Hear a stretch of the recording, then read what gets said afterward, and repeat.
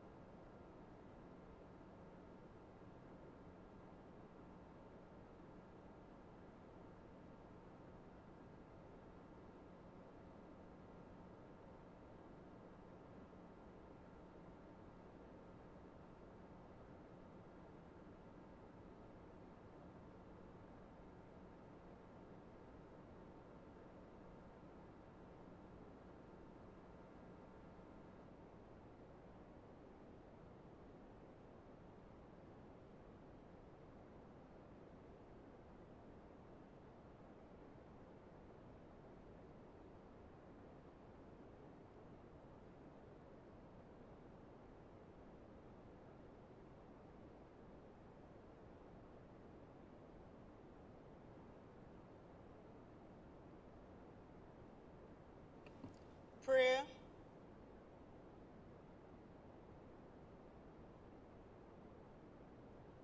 The earth is the Lord's and everything in it, the world and all who live in it. For he founded it upon the seas and established it upon the waters. How many are your works, O Lord? In wisdom you made them all. The earth is full of your creatures. There is the sea, vast and spacious, with creatures beyond number, living things both large and small. These all look to you to give them their food at the proper time. When you give it to them, they gather it up. When you open your hand, they are satisfied with good things. When you send your spirit, they are created, and you renew the face of the earth. May the glory of the Lord endure forever. May the Lord rejoice in his works. Oh, give thanks unto the Lord, for he is good, and his mercy endureth forever. Eternal God, our heavenly Father, the way maker, the miracle worker, the light in the darkness, we come to you, Lord, at this opening of the house of assembly. We bless your name for your goodness, your faithfulness to these elected members over the years. And now, Lord, this new year, they have never passed this way before. But your word says that if in all our ways we acknowledge you, you will direct our paths. So in the mighty name of Jesus Christ, our Lord and Savior, I pray for each member, for the speaker, for our premier, for the deputy premier, for every minister, and for every member. I pray, Lord God, that you would cause your face to shine upon them.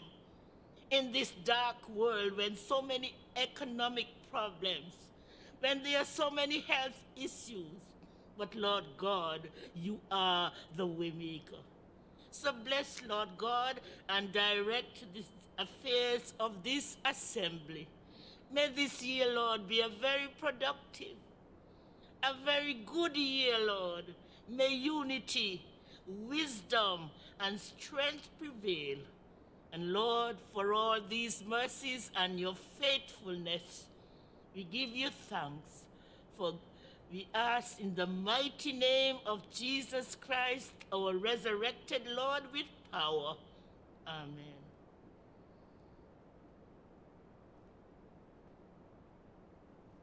Territorial song.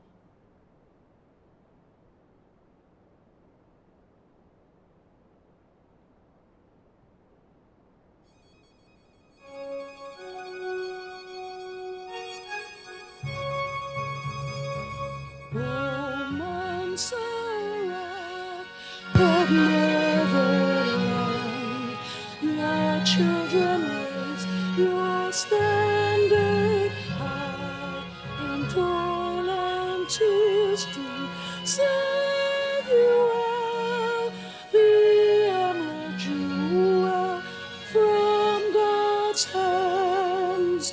Oh, Montserrat, by nature blessed, to you your children sing.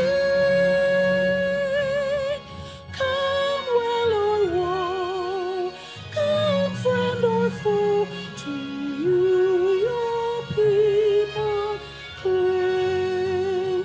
Rise up and make a country great, without a scare and sacrifice, with mask and drum we celebrate, triumphant masters of our faith. Oh, Montserrat, by nature blessed, to you your children sing. Come well or woe, come friend or foe, to you your children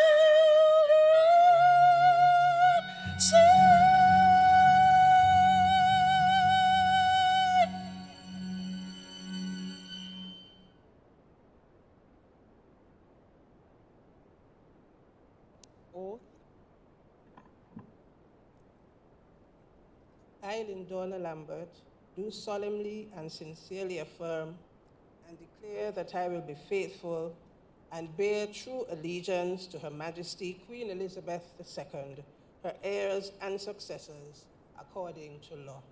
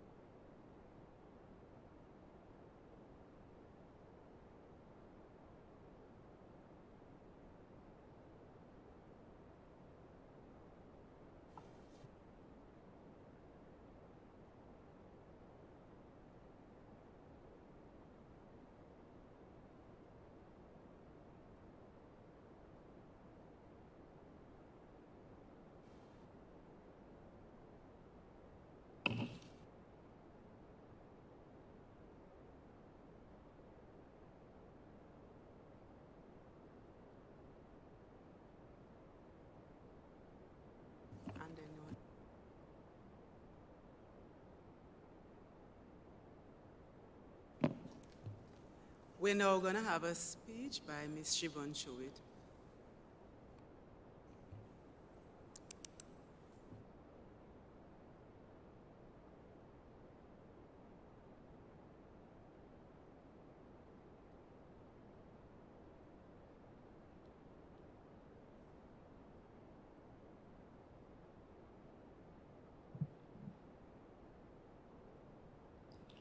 Honourable Speaker, the Honourable Premier and Cabinet colleagues, the Honourable Leader of the Opposition and other members of the Opposition, other dignitaries, senior civil servants and other invited guests, as well as those listening and or viewing via the broadcast media and various social media platforms, good morning.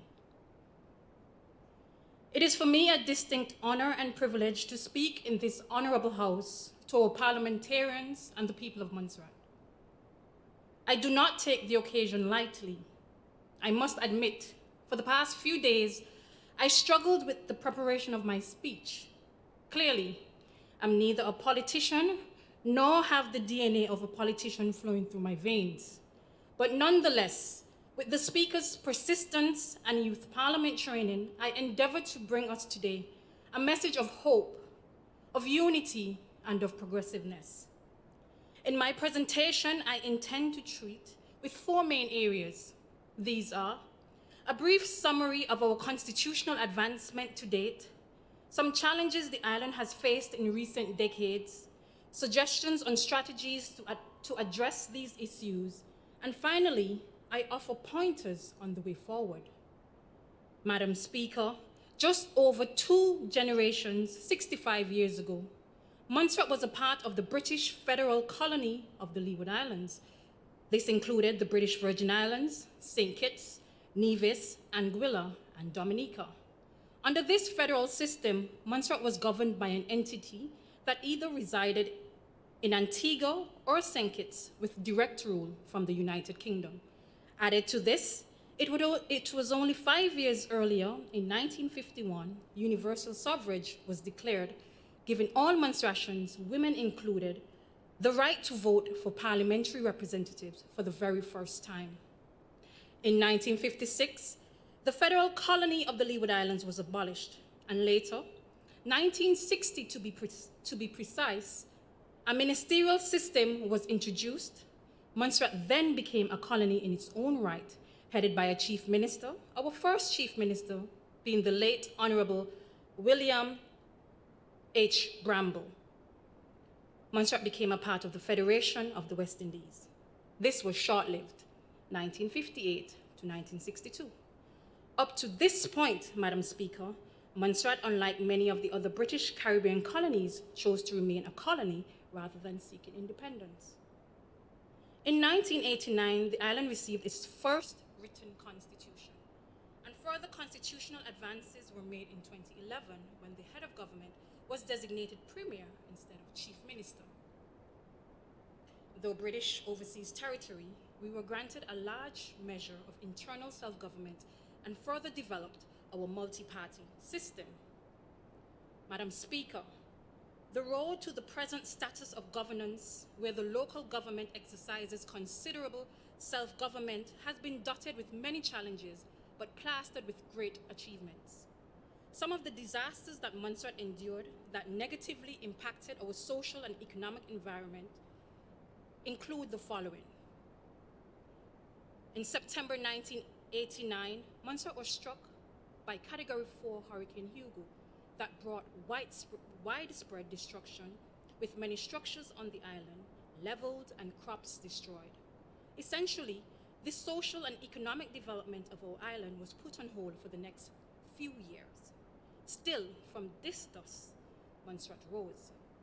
The 1995 eruption of the Soufriere Hills volcano in the south of the island again caused a significant disruption in social and economic activities on the island.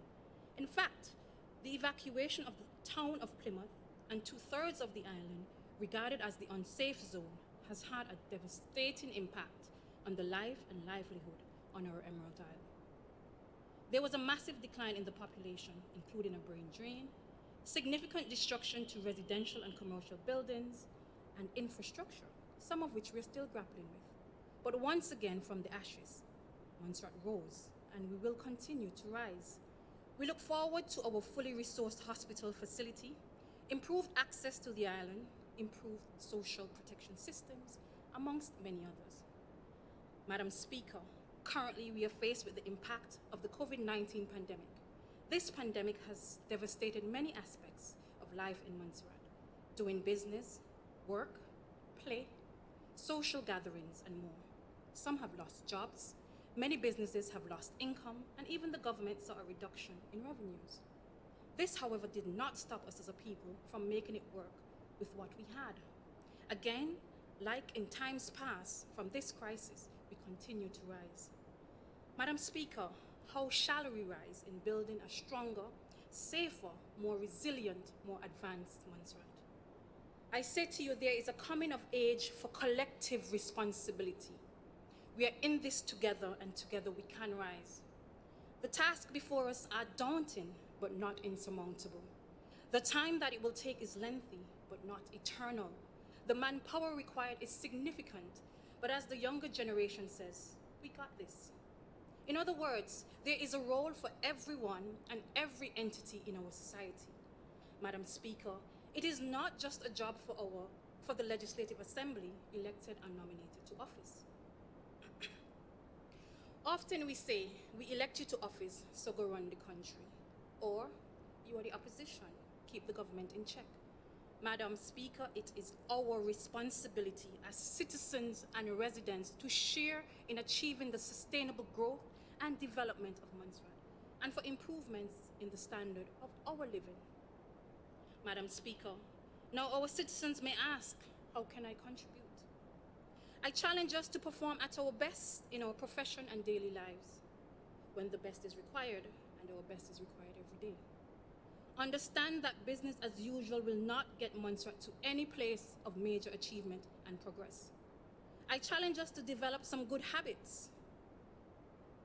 Focus on the greater good, building goodwill and benefits to all concerned. Promote equality and equity. Equality implies sameness, equity implies fairness, regardless of affiliation. Become our brother's keeper, regardless of race or creed. Do not become egotistical and self-centered. Be open-minded.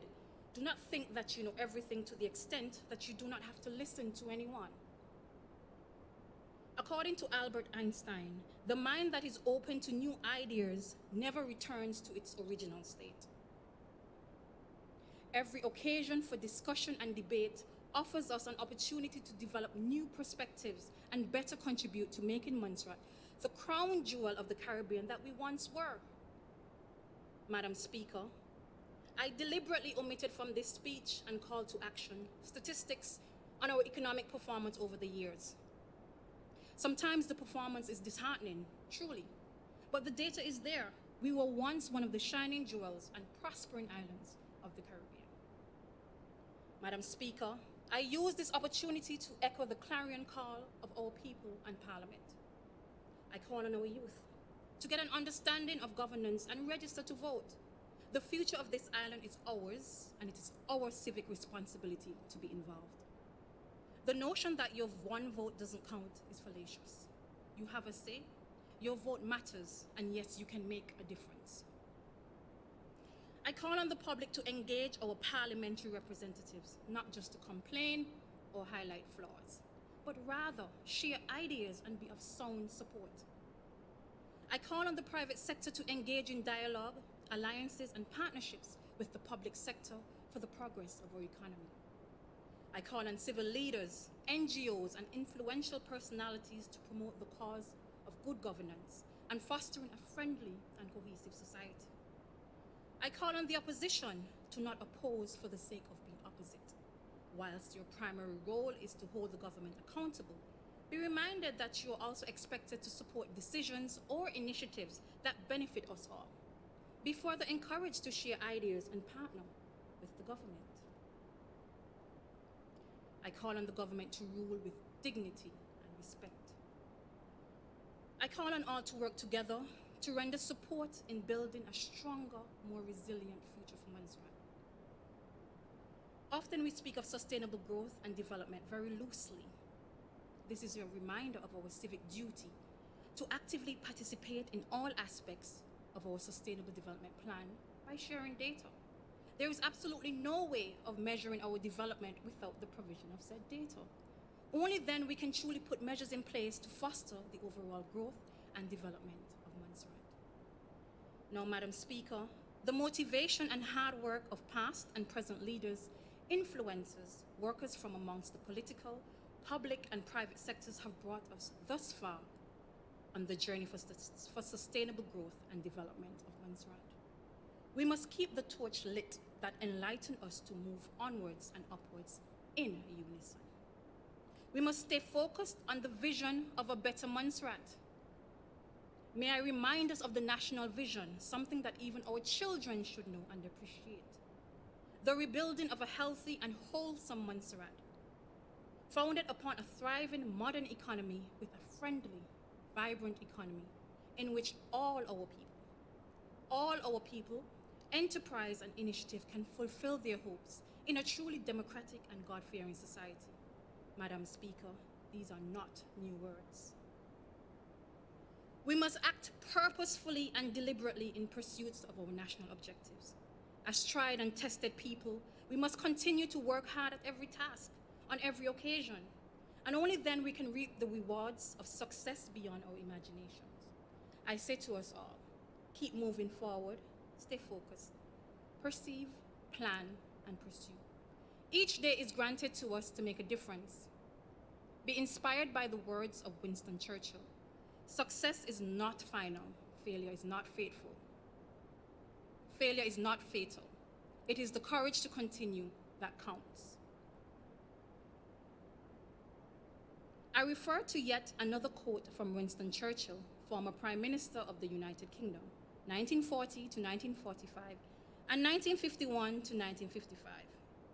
In November of 1942, after Britain was successful in the war campaign in North Africa, Churchill declared, "Now this is not the end. It is not even the beginning of the end, but it is perhaps the end of the beginning." And as history informs us, World War II continued for another 3 years following the successes in North Africa.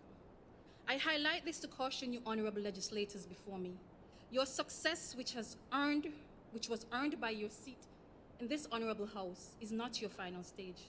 In fact, the work continues to enlighten and inspire the people of Montserrat, to guide and build a prosperous island for all. I therefore encourage you, honourable parliamentarians, each and every one of you, to continue moving forward with a sense of purpose and conviction in the spirit of collective responsibility for the greater good of the people of Montserrat and this land we cherish as our home.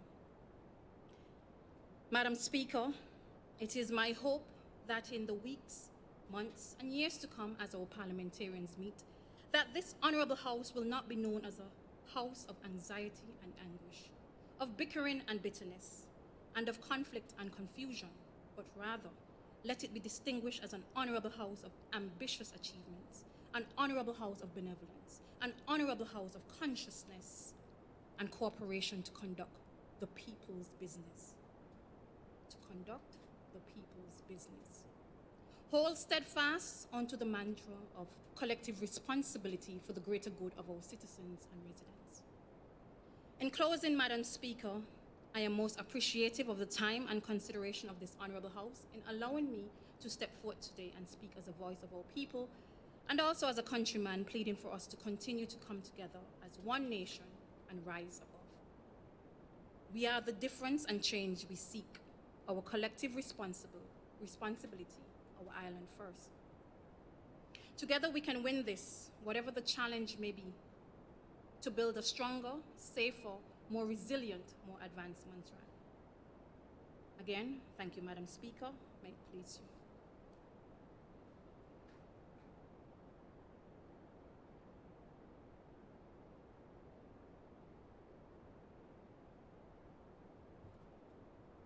Musical Prelude by Josiah Prasad.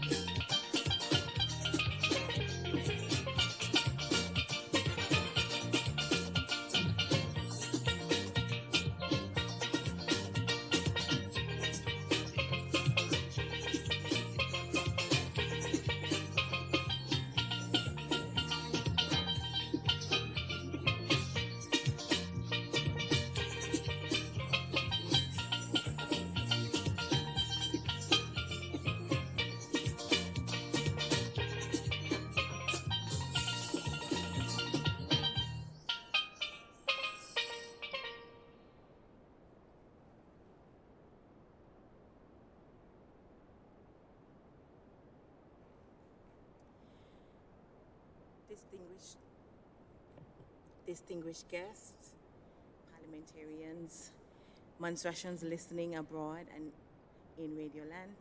We want to thank you so much for joining us for the opening of this, our 17th Parliament. It was indeed a pleasure opening the house and having you visit with us, and for you to see just a little bit of what Montserrat has to offer in our own Mr. Josiah Prasad and Miss Siobhan Chewett. Montserrat is indeed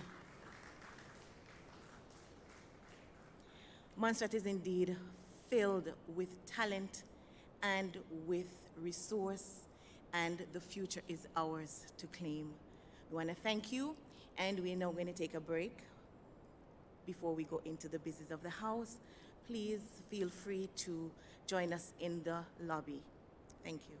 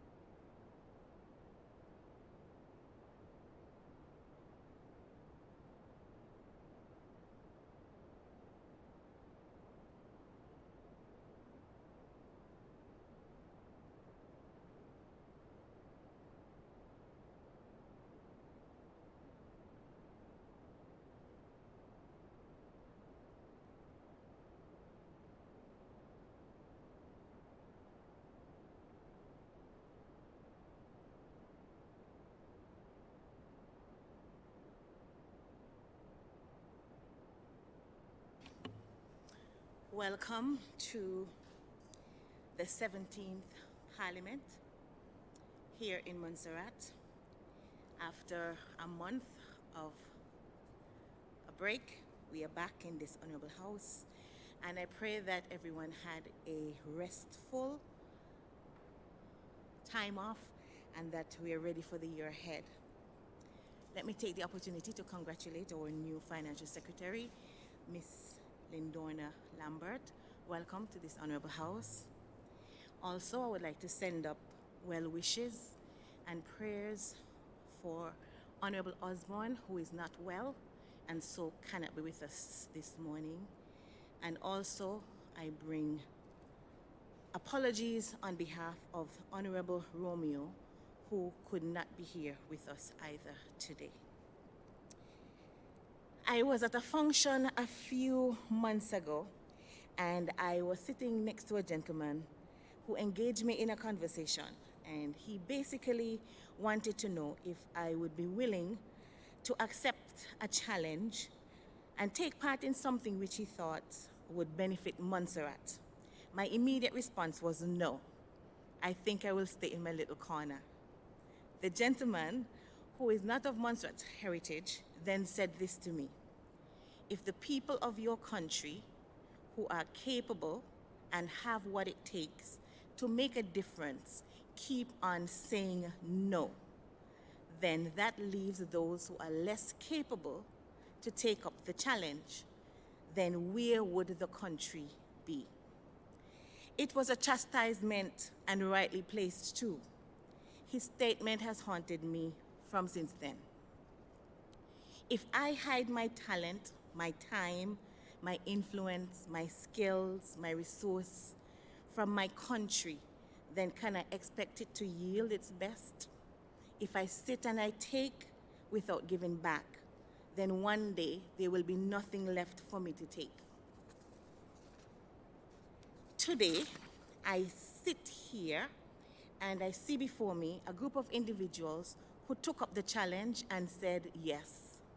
Yes to putting yourselves in the public sphere, to give of your time, your energy, your skills, to carry the weight of the well-being of an entire country. In an atmosphere and a time when it is all too easy to say no to this task, which can sometimes feel like you are in the line of fire more often than not. In a time in history when most persons would prefer to stay on the sidelines and just not get involved. I will not even pretend that this is an easy job, but it is a very important one.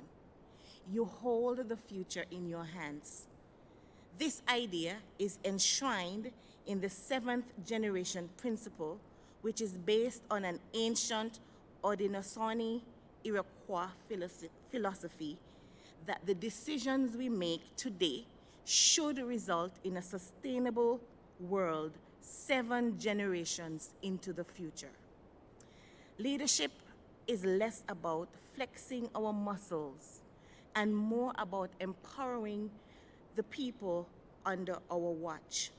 And we know that at the heart of politics lies the people that we serve. And so today, I want to challenge us as we go into this new parliamentary year by leaving you with some words from the poem, The 4 Agreements.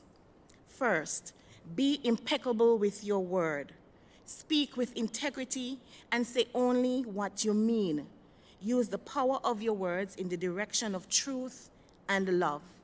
And I'm going to add here, inspiration. Don't take things personally. Look beyond the petty, the small-minded, and the ignorant. Accept the truth in every situation and throw out the rest. This way, you will save yourself from unwarranted frustrations. Don't make assumptions. Have the courage to ask questions and to express what you really want. Communicate with others as clearly as you can to avoid misunderstandings and drama. Always do your best. Your best may look different depending on if you are healthy or if you are ill. But whatever the circumstance, ensure that it is your best. This way, you will avoid regret. As we start this new year, let's forget about past mistakes and missed opportunities, and let's make the best of the time that we have now. You are standing in the gap between yesterday and tomorrow. Assume your positions and be resolute in your pursuit of a thriving, secure, and dynamic Montserrat. I welcome you to the start of the new parliamentary year.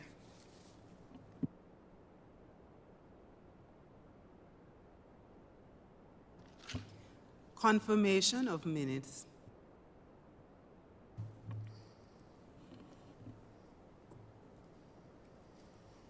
You have before you minutes number 4 of 2021, dated Tuesday, 18th May, 2021. The question is that we accept the minutes as they are.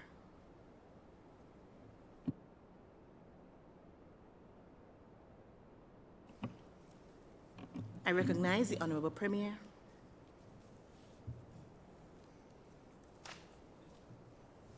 Thank you, Madam Speaker. Madam Speaker, I rise to move a motion for the adoption of minutes number 4 of 2021, dated 18th May.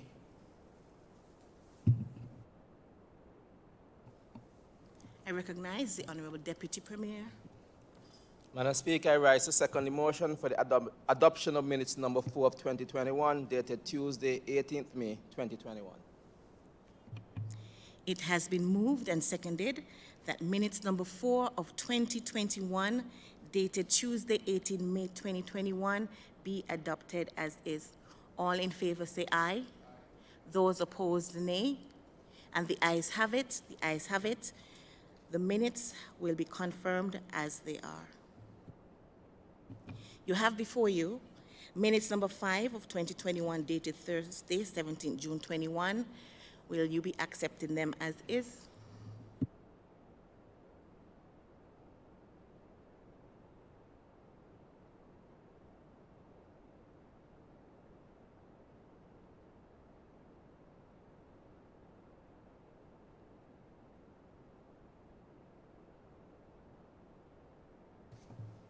I recognize the Deputy Premier. Madam Speaker, I rise to move a motion for the adoption of minutes number 5 of 2021, dated Thursday, 17 June 2021.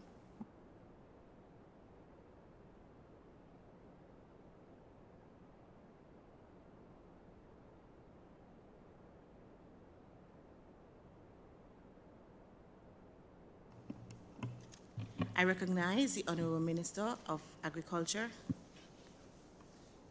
Madam Speaker, I rise to second the motion for the adoption of minutes number 5 of 2021, dated Thursday, June 17, 2021. It has been moved and seconded that the minutes number 5 of 2021, dated Thursday, 17 June 2021, be adopted as is. All those in favor say aye. Those opposed, nay. Then the ayes have it. Minutes number 5 of 2021, dated Thursday, 17th June 2021, has been adopted. Papers to be laid on the table. I recognize the Honourable Financial Secretary. Thank you, Madam Speaker. Madam Speaker, I rise to lay the following papers on the table of this Honourable House. Schedule of Environment number 1 of April to March 2021-2022. Performance Audit of the Montserrat St. Patrick's Festival. Efficiency and effectiveness of its management. The Government of Montserrat's COVID-19 Pandemic Initial Response 2020. SRNO number 52 of 2021, Public Finance Management and Accountability Amendment Regulations 2021. SRNO number 53 of 2021, Public Finance, Procurement and Stores Amendment Regulations 2021. SRNO number 54 of 2021, Customs Duties and Consumption Tax Sandshell Ice Cream Parlor Exemption Order 2021. SRNO number 55 of 2021, Customs Duties and Consumption Tax, Nigel Osborne Enterprises Limited Exemption Order 2021. SRNO number 56 of 2021, Customs Duties and Consumption Tax, Spence Pop Plus Exemption Order 2021. And SRNO number 58 of 2021, Customs Duties and Consumption Tax, Hybrid Vehicles Exemption Order 2021. Thank you, Madam Speaker.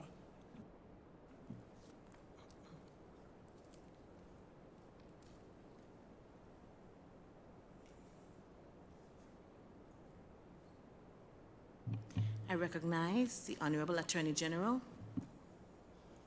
Thank you, Madam Speaker. Madam Speaker, I rise to lay on the table of this Honorable House the following papers appearing under the name of the Attorney General.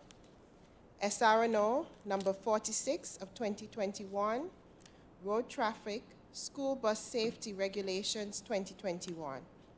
SRNO number 47 of 2021, Road Traffic Amendment Regulations 2021. SRNO number 48 of 2021, Attorney General's Reference Act 2021, Commencement Order 2021. SRNO number 49 of 2021, Quarantine, Prevention of Community Transmission Regulations 2021. SRNO number 50 of 2021, Quarantine, Maritime and Air Regulations 2021. SRNO number 51 of 2021, Proclamation proroguing the Legislative Assembly.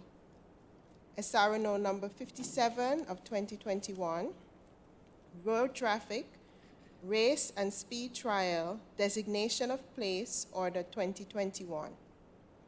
SRNO number 59 of 2021, Eastern Caribbean Supreme Court Judicial Officers Pensions Act, Commencement Order 2021. SRNO number 60 of 2021, Proclamation appointing a session of the Legislative Assembly, and SRNO number 61 of 2021, Public Health COVID-19 Suppression number 11 Order 2021. Thank you, Madam Speaker.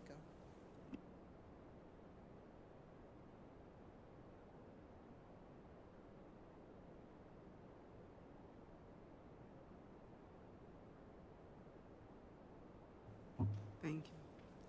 Ministerial statements. I recognize the Honorable Premier.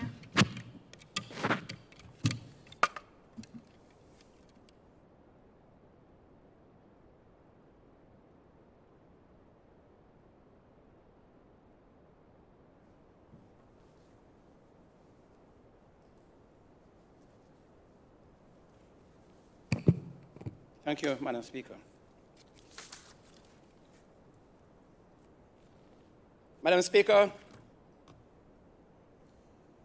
in this ministerial statement, I will provide updates to the Assembly on a number of areas, while at the same time highlighting some of the government's achievements during the last legislative year.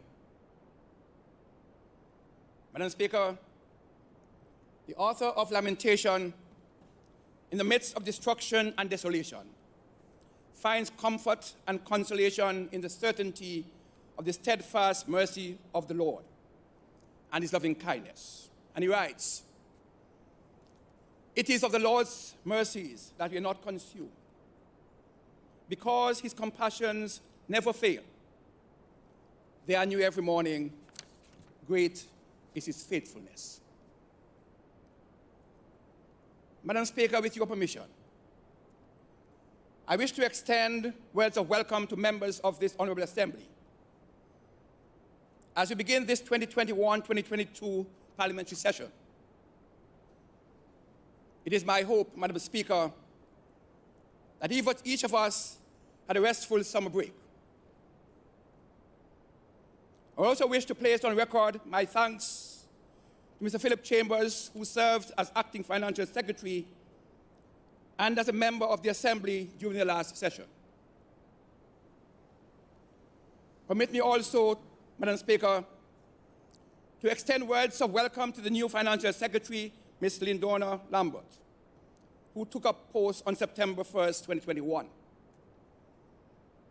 Ms. Lambert is no stranger to the post, nor to the Assembly, having served as acting FS for some time. The 2020-21 session of the Legislative Assembly opened on the 29th of September 2020 and held 12 sittings during that year, missing only one. That one was in February due to the lockdown, the country under lockdown as a result of COVID. During that period under review, 27 bills were passed in the LA, of which 18 were on the draft 2020-21 agenda, and 9 were added during the life of the Parliament in order to facilitate the workings of ministries and departments. Madam Speaker, I wish to pause and express thanks and appreciation to the Attorney General's chambers and the drafting team, who worked tirelessly in ensuring that bills are prepared and presented to Parliament in a timely manner. Without them, the success which I speak of today would not have been realized. Thank you. Madam Speaker, here's a sample of the bills we passed last session. Just a sample. Record of Court Proceedings Act, Eastern Caribbean Supreme Court Judicial Orders Pension Act, Domestic Violence Act, Crown Title Act, Eastern Caribbean Central Bank Amendment Act 2021, Remote Workers Act, Labor Code Amendment Act, Administration of Small Estate Amendment Act. These are just samples, Madam Speaker. A couple of those bills lapsed in the committee stage in this House, but some will be brought back to the Assembly in due course.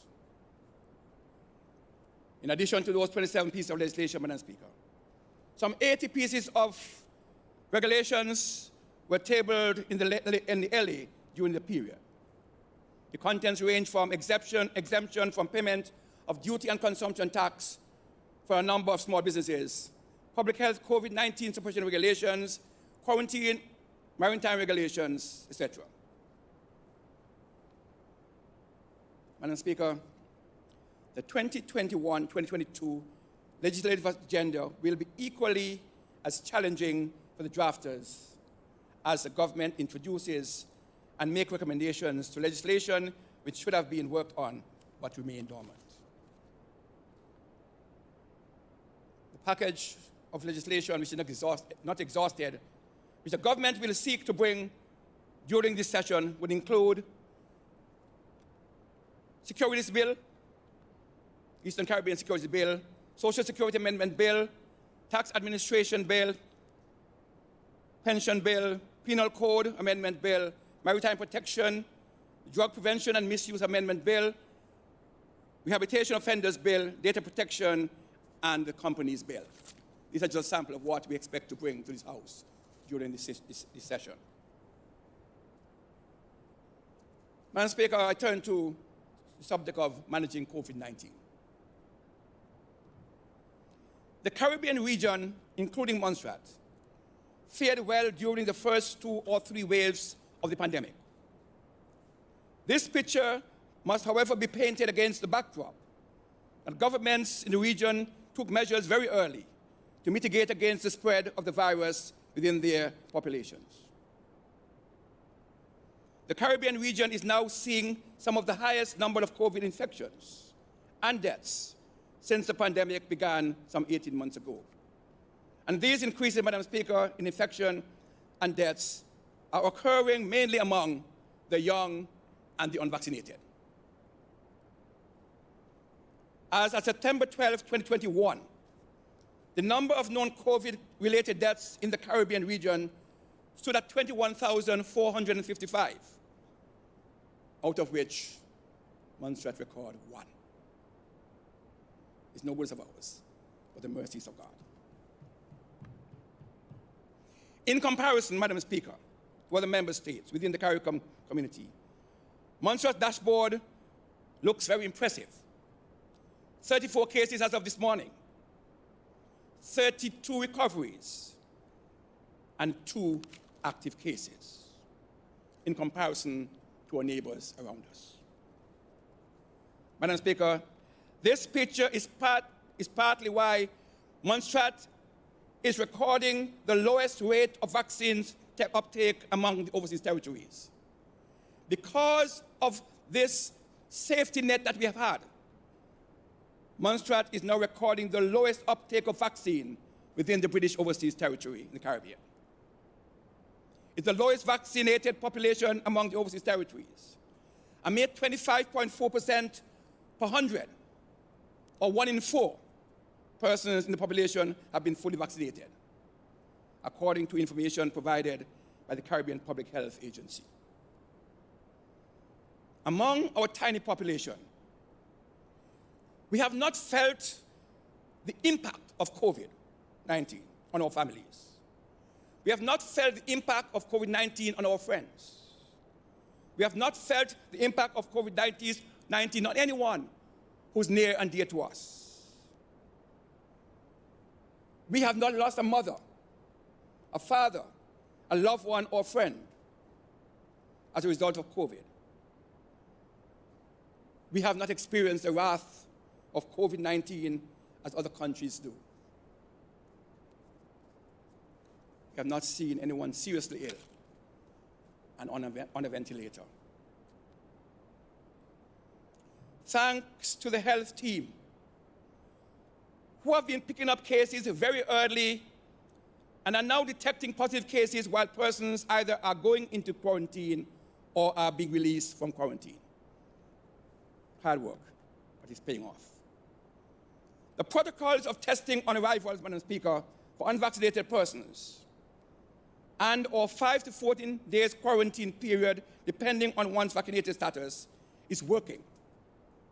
And we will continue on this path unless we are required to do otherwise. Madam Speaker, we are all safe now. But we know that it only takes one undetected, irresponsible COVID-19 positive case to traverse our community, and we will be in serious trouble.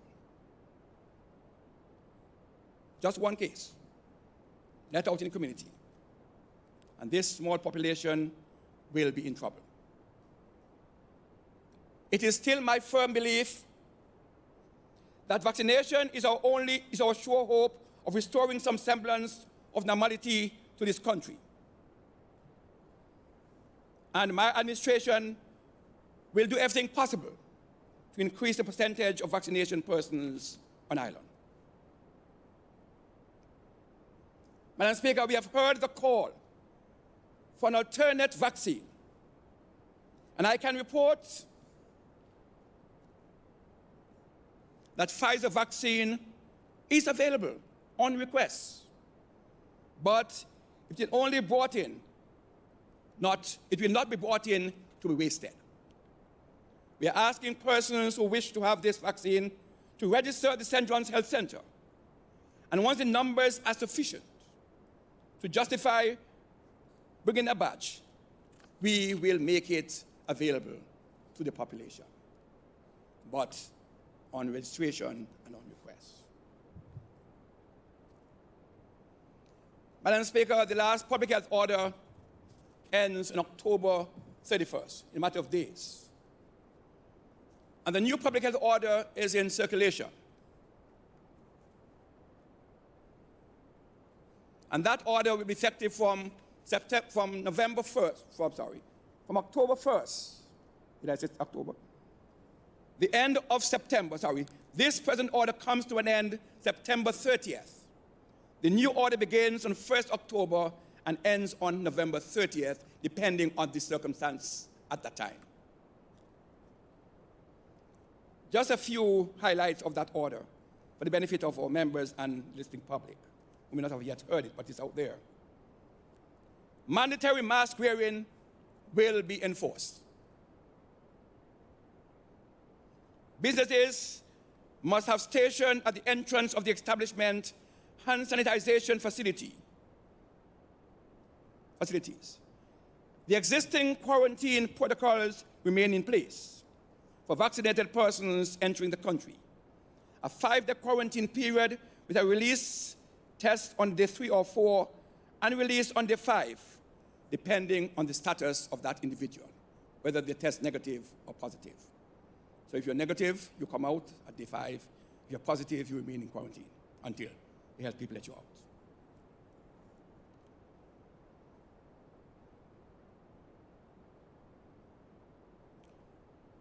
Persons who are coming in unvaccinated, Madam Speaker, will be tested on arrival, going to quarantine for 14 days, 12 to 13-day tests, release tests, released on 14 days if they are negative, and if they are test positive at that period, they remain in quarantine. These are the quarantine protocols which will and remain in place until otherwise. We recognize, Madam Speaker, that family is important. And a lot of us, many of us, have been raised by our grandparents and others. And so in this new order, Madam Speaker, provision has been made to extend the list of relatives who can come in for a funeral, attend a funeral, that of grandchildren. So grandchildren are now included in the list of relatives who may wish to enter the island to attend their grandparents' funeral. Of course, they must have their PCR tests and what goes with it. And if they're coming if they're not vaccinated, must prepare to come and spend the 14 day quarantine and maybe more. We don't know.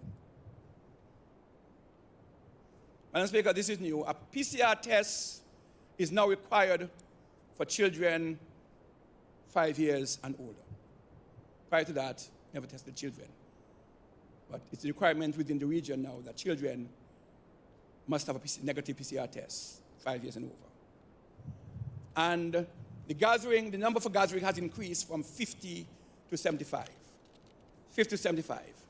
And I hope that we adhere to the numbers to prevent any incidences of COVID spread.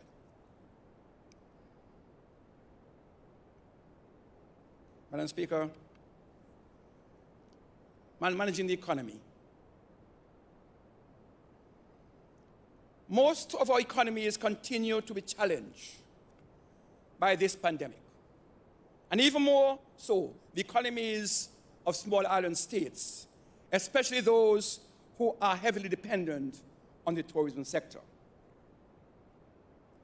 The challenge we face is how best to continue safeguarding the health of our nation while working to rebuild our economies.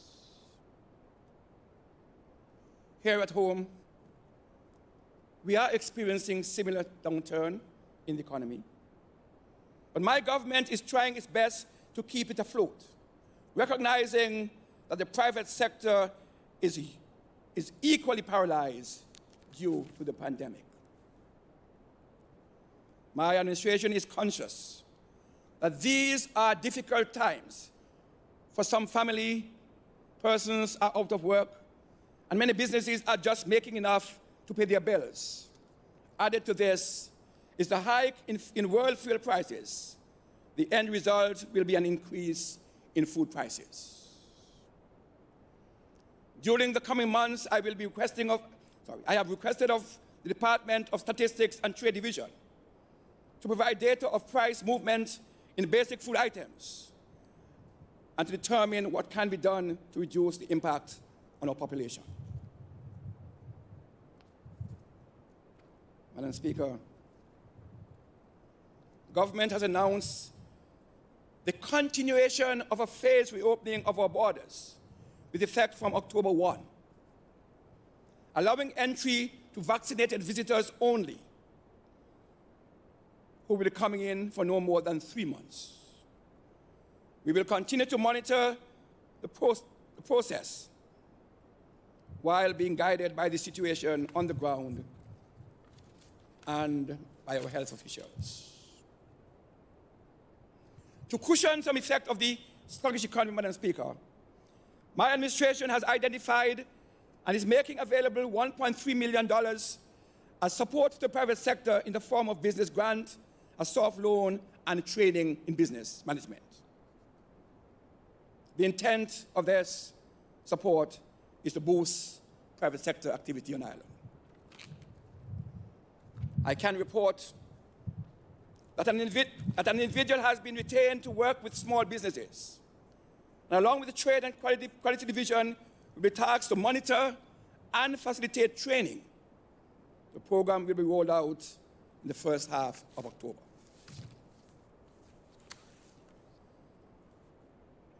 I now give you an update on the separate programs, CPREG programs. Madam Speaker, when CPREG was introduced, we weren't at that time aware that the country had been locked into a 5-year capital program cycle, 2019 to 2024, meaning that no meaningful capital funding would be provided to the country until 2024-2025. We were locked into a 5-year cycle. I didn't know it until some time ago. That being the case, Madam Speaker, I will now provide a brief synopsis on the progress my administration have made on these programs. Even though significant amount of government time was spent managing COVID-19, we ensured that none of these projects lagged behind. We are mindful of the importance to creating jobs and other economic activities, especially during these difficult times. The fiber optic,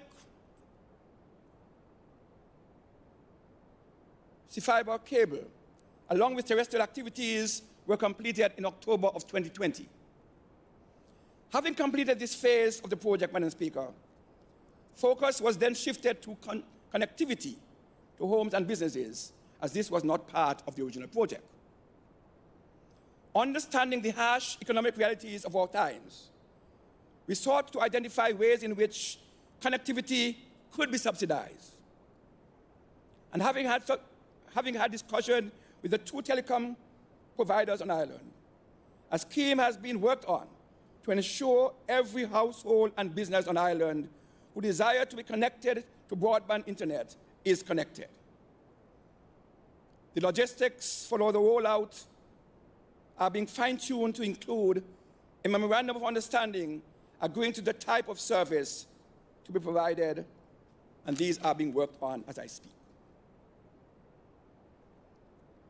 This program will be rolled out later this year, and every home or businesses who desire to be connected will be connected, paid for by government. Government will pay for the connection to homes, all homes and businesses.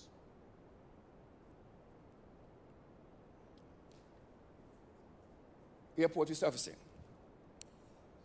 Madam Speaker, this project has been completed, and the country now has a fully resurfaced airstrip. The airport control tower, Madam Speaker, is partially completed. It is my understanding that it is running somewhat behind schedule. But I can also report that once it's completed, funding has been earmarked for furnishing the same. Montserrat Secondary School staff room. This project has been completed. It has been retrofitted and will now provide an improved environment for our teachers. And dare I say, funds have also been provided from our local budget to furnish the staff room. MSS Blocks L and M. It was my government intention to have Blocks L and M at the Montserrat Secondary School ready for the academic year 2021-2022. But a number of technical hiccups have caused some delay to this project. It is my fervent hope that Blocks L and M will be ready to welcome students and teachers sometime early 2022. This will provide much needed classroom for all crowded students at the school at this time.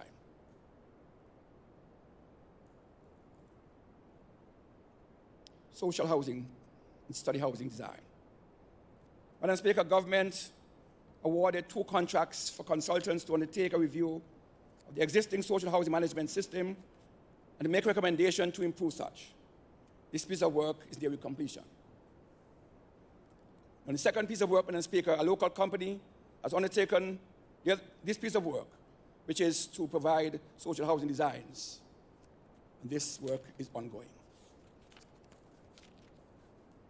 Moving forward. The new hospital.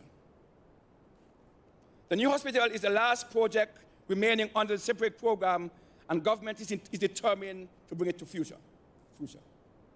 The past months saw significant progress towards further advancing this project. Preliminary designs has been completed and presented to government. Of the 3 designs presented by Article 25, all parties concerned have agreed on a preferred design option number 2.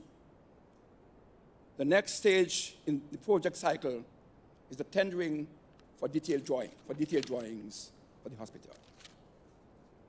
We are eagerly awaiting completion of this phase so that groundbreaking can commence on the hospital soon after.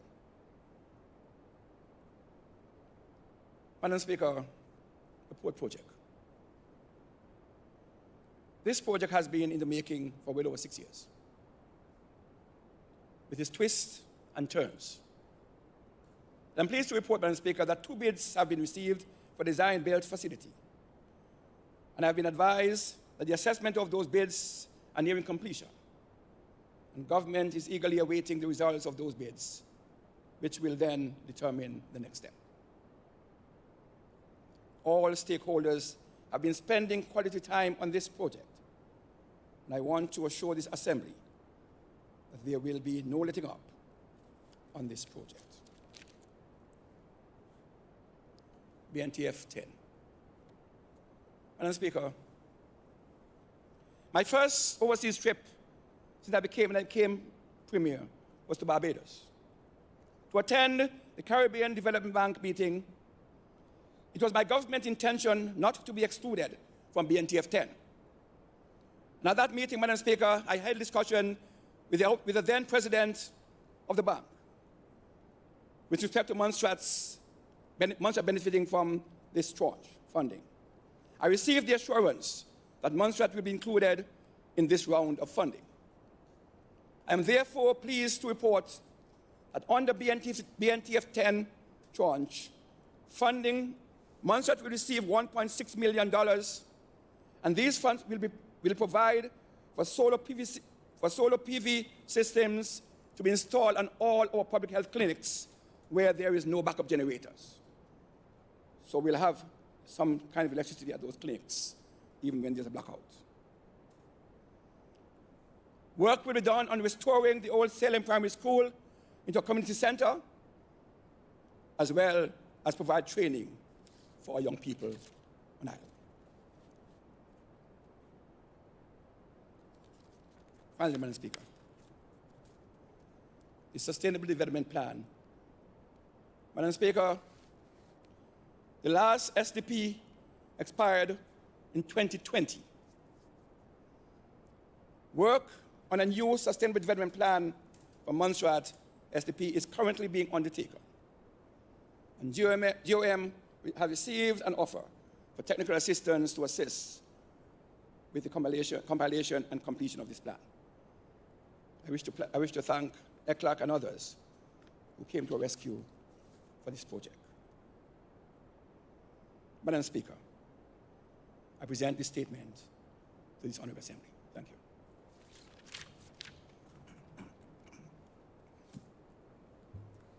Government notices, unofficial notices, questions.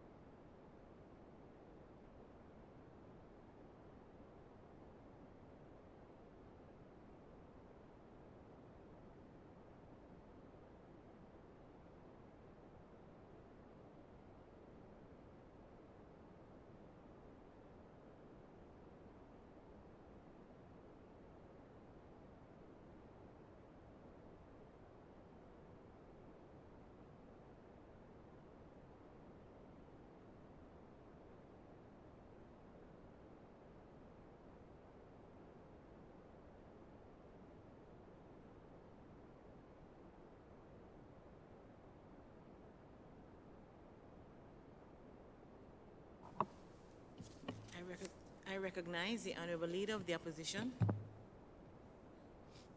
Thank you, Madam Speaker. Madam Speaker, I have a few questions for several ministers and the Premier. Let's start with the Premier.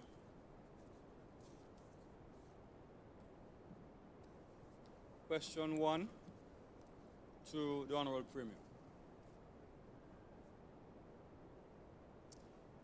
In your recent discussions with CARICOM heads of government, can you update the Parliament on what were the travel COVID-19 policy measures discussed? Did the discussion include the latest measures implemented by Antigua and Barbuda? I recognize the Honorable Premier. Thank you, Madam Speaker. Thank you, Honourable Member.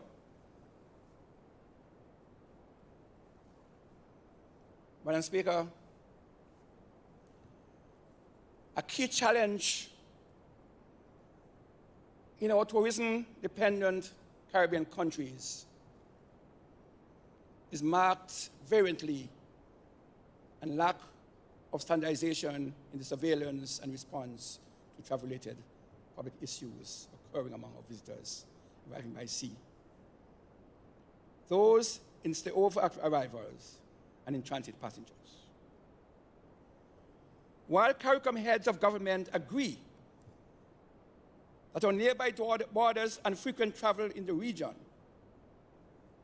call for informed, harmonized surveillance and response protocols for COVID-19 and other travel-related public health events, how policies are implemented continue to vary by countries, since each country is a sovereign state.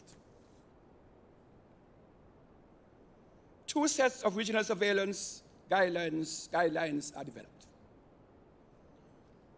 Regional guidelines for monitoring issues of public health significance on passenger ship coming in the Caribbean, and regional guidelines for managing issues of public health significance in stay-over arrivals, that is, tourists coming in to the Caribbean.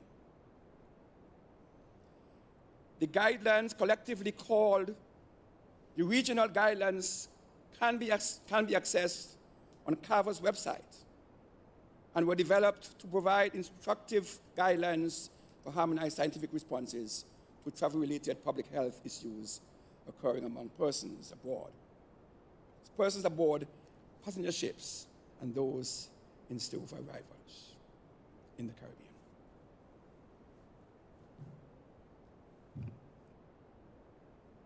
I recognize the Honorable Leader of the Opposition. Supplementary.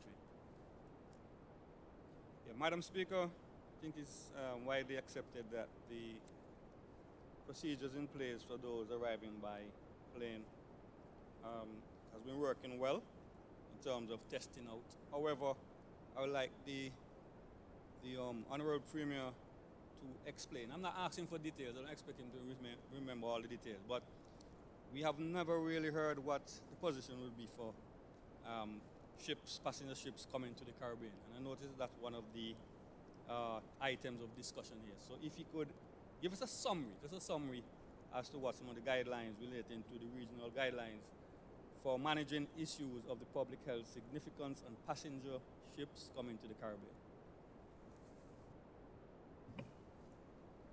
I recognize the Honorable Premier.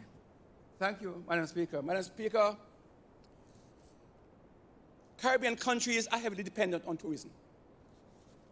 And what you find happening is that there is no standardized protocol by countries. Each country tends to implement systems that they think will work best for them, be it health-wise or economic-wise. Hence, there are times when we refer to cutthroat activities in CARICOM member states. But that means there's no set policy. Each country will determine what they think they would do to safeguard their people and also to boost their economy. So the short answer is there is no standard protocol for cruise ship coming to the country. We have all looked at different types of protocols, and it's left to us to determine. And that is why, at this point in time, Montserrat have not ventured to invite the cruise ships to the country, because the cruise ships do have their own protocols, and I've received several of them, which fit into some of our regional standards. But we are still not ready to take that kind of risk. Looking at what is happening on ships, on the waters, what happened to some countries who have opened their borders to ships, to cruise ships, we are skeptical at this point in time. And that you will note that we have not extended a welcome to cruise liners to come to Montserrat, even though we'll benefit from them. I recognize the Honourable Leader of the Opposition. Question 2. In your discussions with the Prime Minister of Antigua and Barbuda following the announcement of their new COVID-19 travel policy, requiring all passengers traveling to Antigua, including those in transit, to have at least one dose of COVID-19 vaccine, what was the purpose of the discussions?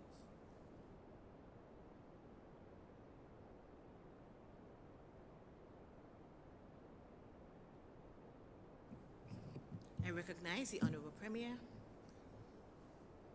Madam Speaker, discussion between some people are privileged and confidential, but this time I will reveal the contents of that discussion.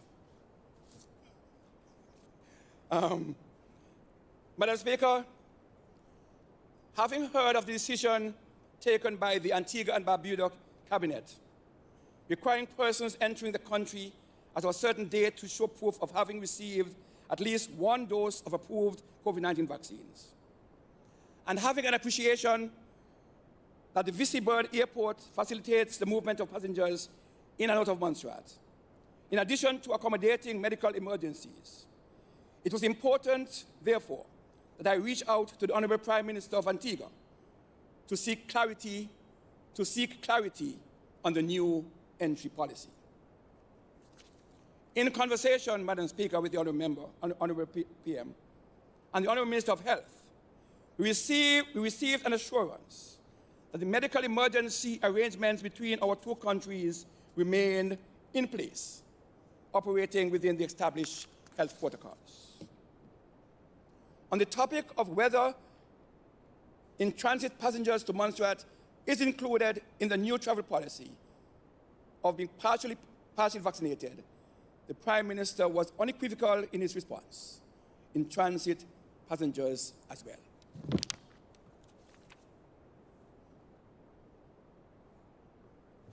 I recognize the Honourable Leader of the Opposition. Supplementary. There will be much debate about what was negotiated or not negotiated, but for clarification, can you just, Mr. Premier, for clarification, indicate if you made any representation on possibility of unvaccinated persons in transit as passengers? If not, can you explain? I recognize the Honourable Premier. Thank you, Madam Speaker. Madam Speaker, the conversation that we held, and we is plural, so that would tell you something. I was not the only person in the conversation from my team. Each country, their sovereign state, they determine their own directive. My government policy is clear. We are supporting vaccination by the population. That's our policy. We have spoken to the Honourable Prime Minister. And, Madam Speaker, what I've indicated later on is that there are special cases requiring an intervention from me or the Ministry of Health. We will do that. But to seek a blanket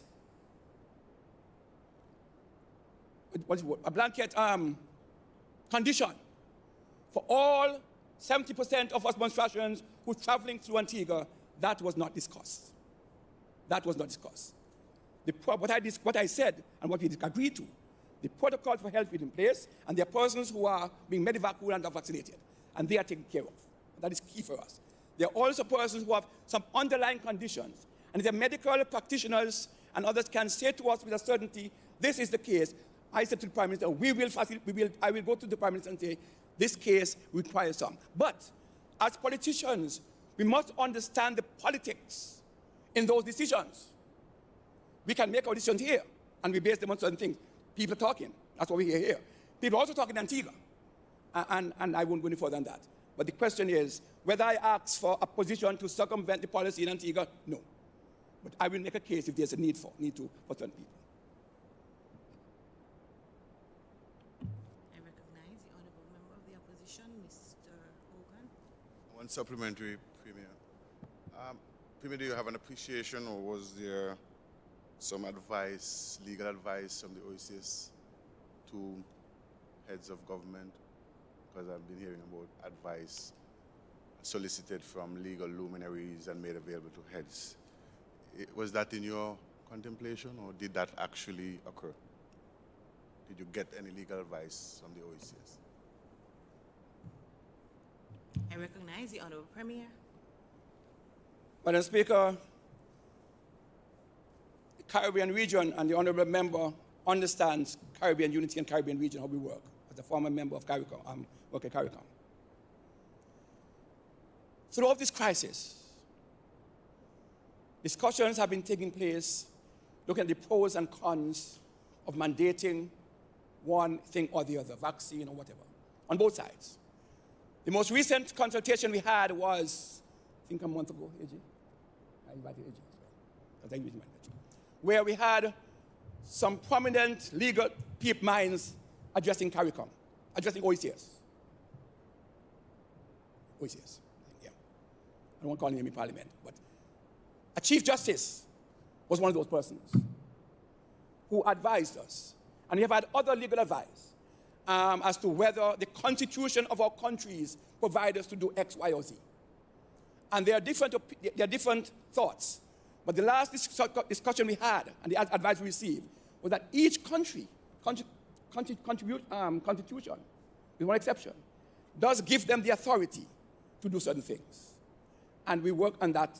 And I think, if I'm not mistaken, Madam Speaker, that consultation was published on the OECS website with the two legal minds, if I'm not mistaken. That was put to public. That's where we are. So we have been receiving legal advice. And again, it is for each country to internalize that information and act and develop policies accordingly.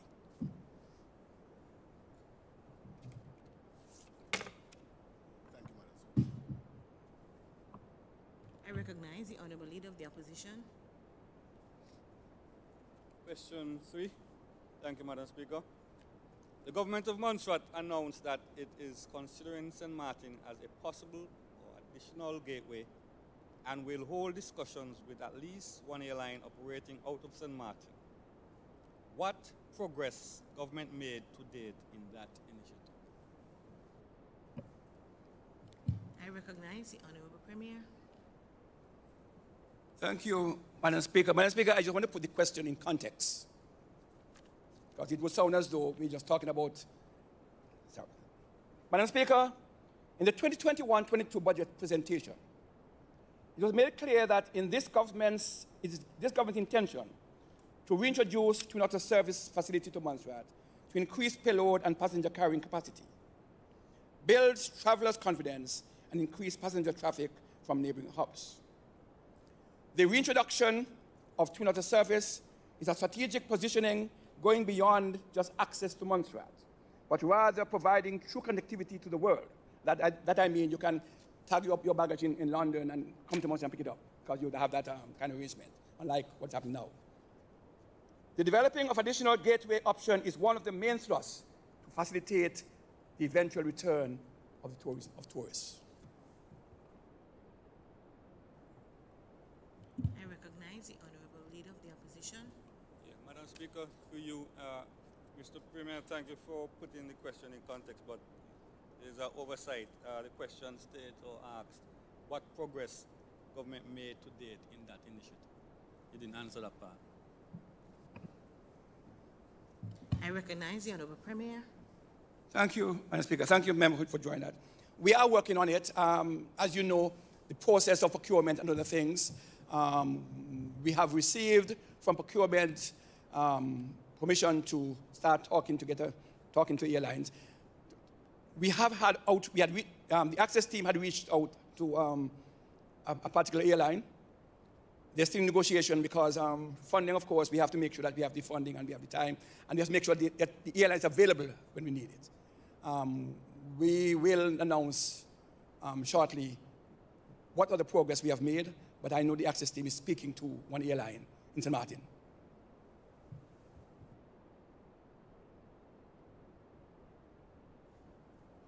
I recognize the Honourable Leader of the Opposition. Thank you, Madam Speaker. Question 4. Outline the requirements and steps which must be taken by Montserrat as made by the airline operating Twin Otter services out of St. Martin before it is prepared to include Montserrat as part of its regular travel route.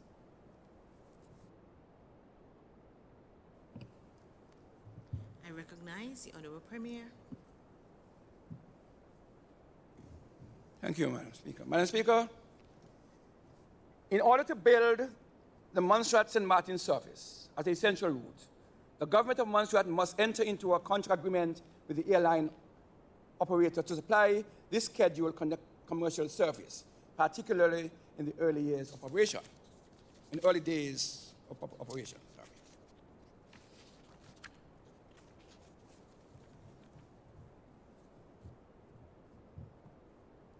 I recognize the Honourable Leader of the Opposition. Supplementary. Given our numbers, even with our 9-seaters, we realize the government provides certain support for the airlines because we don't always have those numbers to fill the planes. So is government prepared to fund seat guarantee and subsidies if necessary with the Twin Otter service?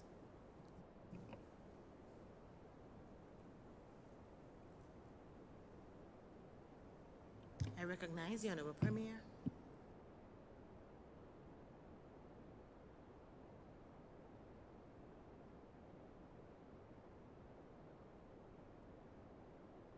Sorry. Madam Speaker, I don't intend to preempt the discussion. I'm waiting on the technicians to at least speak to the companies and come back with information. At this moment, we do not know exactly what they'll ask for. We don't know so we'll have to wait and see what transpired from those conversations, and then we can give you a more substantive response to that question. I recognize the Honourable Leader of the Opposition.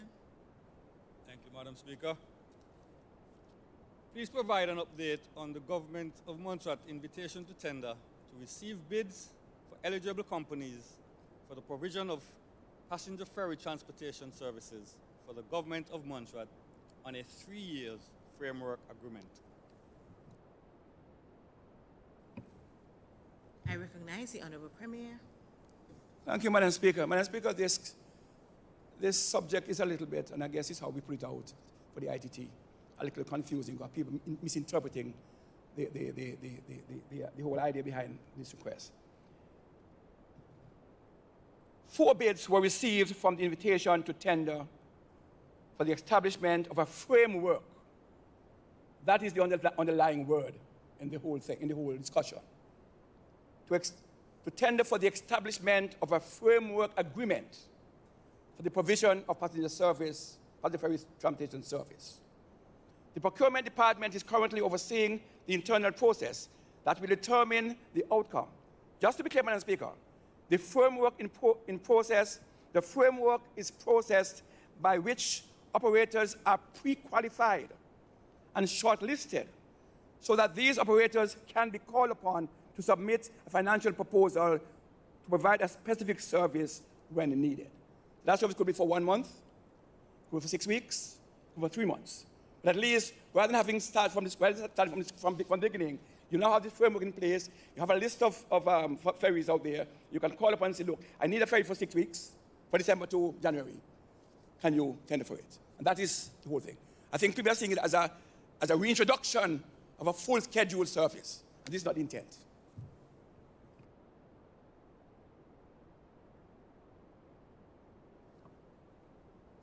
I recognize the Honourable Leader of the Opposition. Thank you. Supplementary. Given you required a service of the ferry for a month, 3 months, 6 months, have you just indicated, have you secured any funding to pay for this ferry service during that period, say 6 months?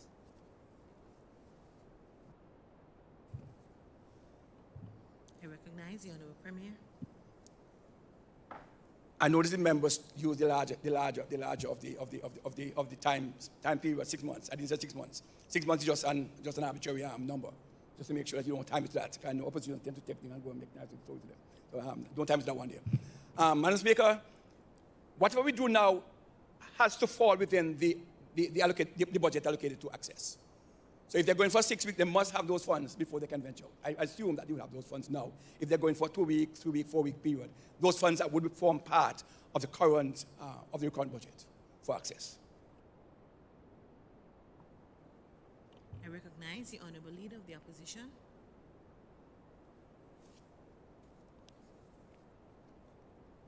Question 6. Can you provide an update on the invitation to tender for cleaning services for Government of Montserrat offices?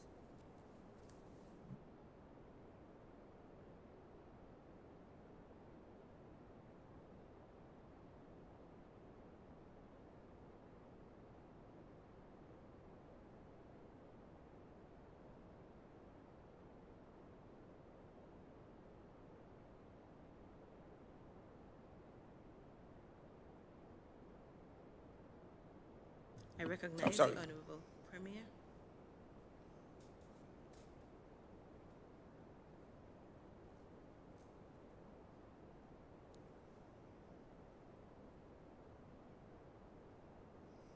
Madam Speaker, the tender process closed on the 8th of September.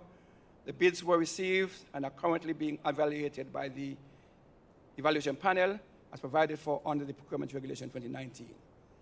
Unfortunately, member, a piece of this question answer is left off. You have anything else to add that? Just the one paragraph you have? Madam Speaker, the tender process closed on the 8th of September 2021. The bids were received and are currently being evaluated by the evaluation panel as provided for under the Procurement Regulation 2019. That's all I have? I'm sorry for that. I left a piece, is not on it. There was some additional information. I'll bring it back for you. I'll get to you. Madam Speaker, my apologies. Please.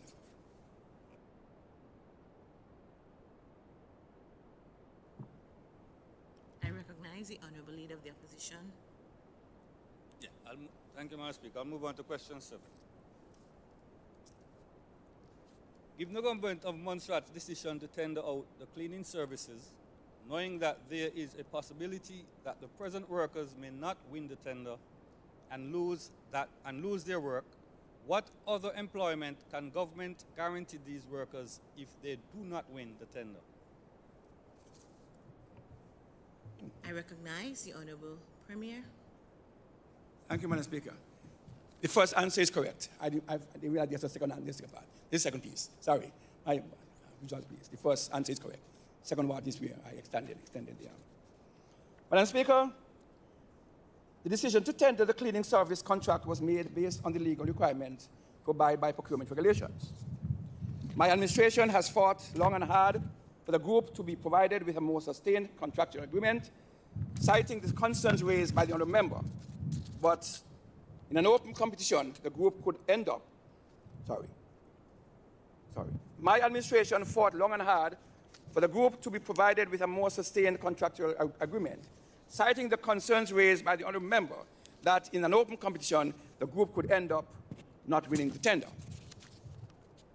Government is conscious of the economic impact this would have on members of the group if it fails to win the tender.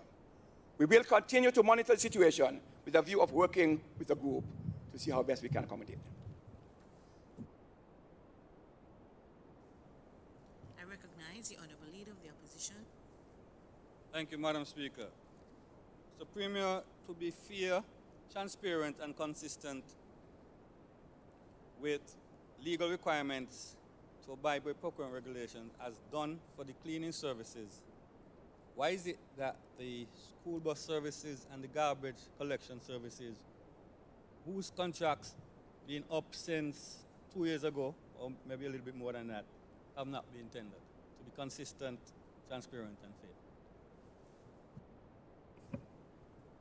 I recognize the Honourable Premier.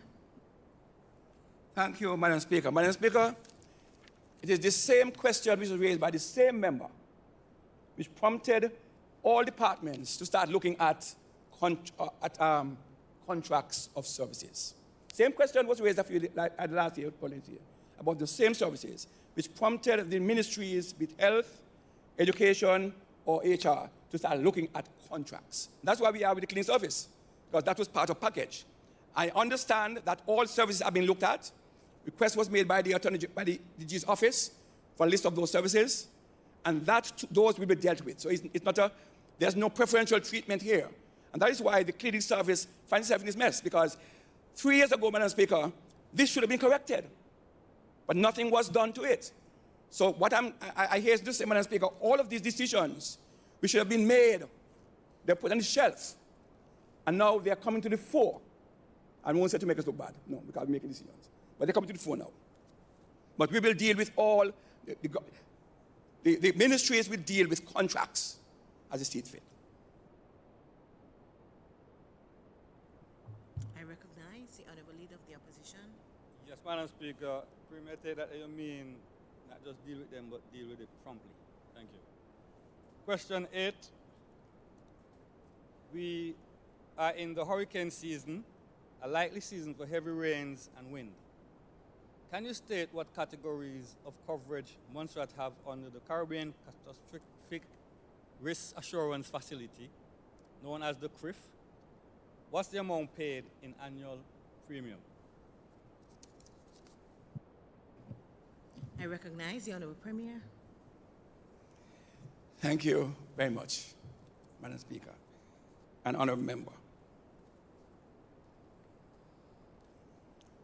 After the meeting with CRIF officials and the presentation of the various scenarios, the Ministry of Finance have selected 2 options as the most feasible in terms of costing, coverage, and the probability of events.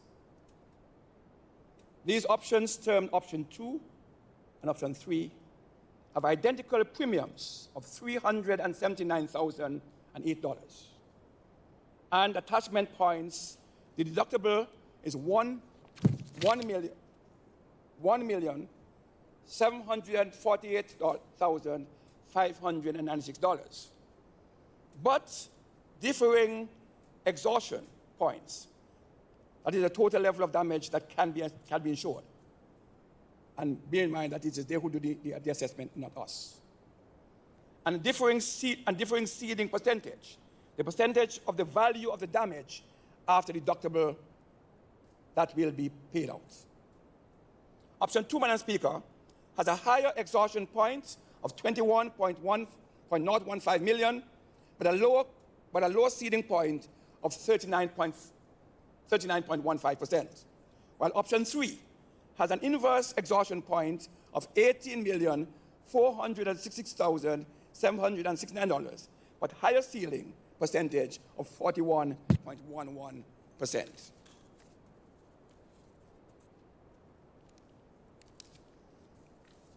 Madam Speaker, on the question, on the response presented, there's the table. I'm not sure if the member wants to go through it, but if he does, I will take time out to it. Below is a table that highlights how each option will be operated under different scenarios, depending on the storm levels. For instance, Madam Speaker, the Category 1 storm, the cost damage is no more than $500,000. The amount paid is nothing. So if you get $500,000, you can't claim anything. For Category 3 storm, the damage has to be $1.5 million, and that you get nothing for it. So you're still not getting anything. If your damage is below 500,000, nothing. It's 1.5 million, nothing. You get no payout. Category 1, there's a $3 million damage. In a Category 1 hurricane and you get $3 million damage, the payout is $489,927.34. If it's a Category 3 and the cost of damage is $10,000, you receive $10 million. For Category 3, if the damage is $10 million, you get a payout of $3.2 million. For category 4, if damage is 16 million, you get a payout of 5.5 million. And if hurricane category 5 plus, the damage, if its damage is 25 million, you get to be a $7.5 million. Sorry,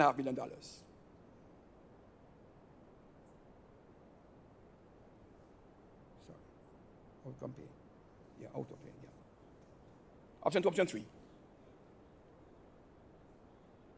Okay, option 3, if it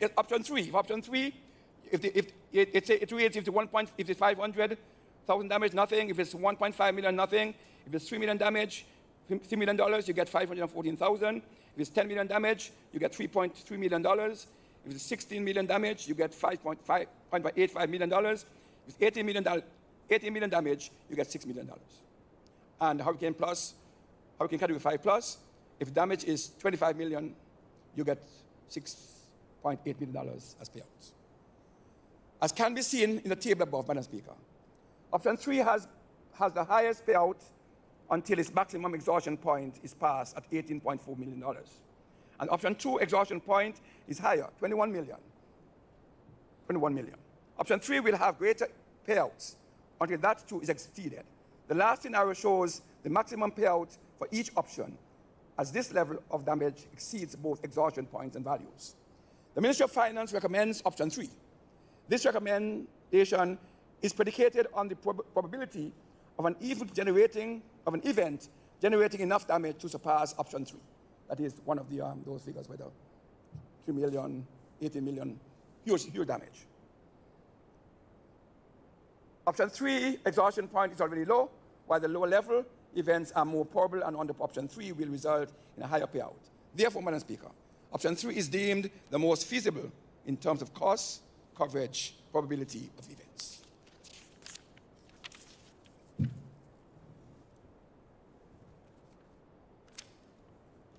I recognize the Honourable Leader of the Opposition. Thank you, Madam Speaker. Yes, I know the categories also extend, other than tropical category and hurricane category, to extensive rainfall, earthquake, and fisheries. Is there any reason, Mr. Premier, why none of these others have been included, especially fisheries, which find it difficult to find insurance locally and have lost equipment or boats in the past? I recognize the Honourable Premier. Thank you very much. Madam Speaker, this topic was raised in this House, and there was some misleading information passed to the public, both on radio programs and otherwise, which gave the impression that it was this government who decided not to include tropical storm damage. And that occurred last November when we had the flash flood. And there was a big story that it seemed as though they were saying it is us. I just want to read from a letter that was sent to the Ministry of Finance on the 19th of March, 2021. And I wish to read, sorry, I haven't given it to you. I'll give you a copy, sorry. I could give you a copy, sorry, it's my fault. Let me just show you, we can have me read it.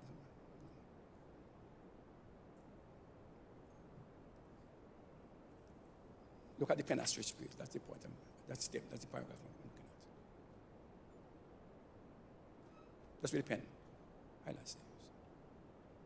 Sorry for that, members. Just want to make.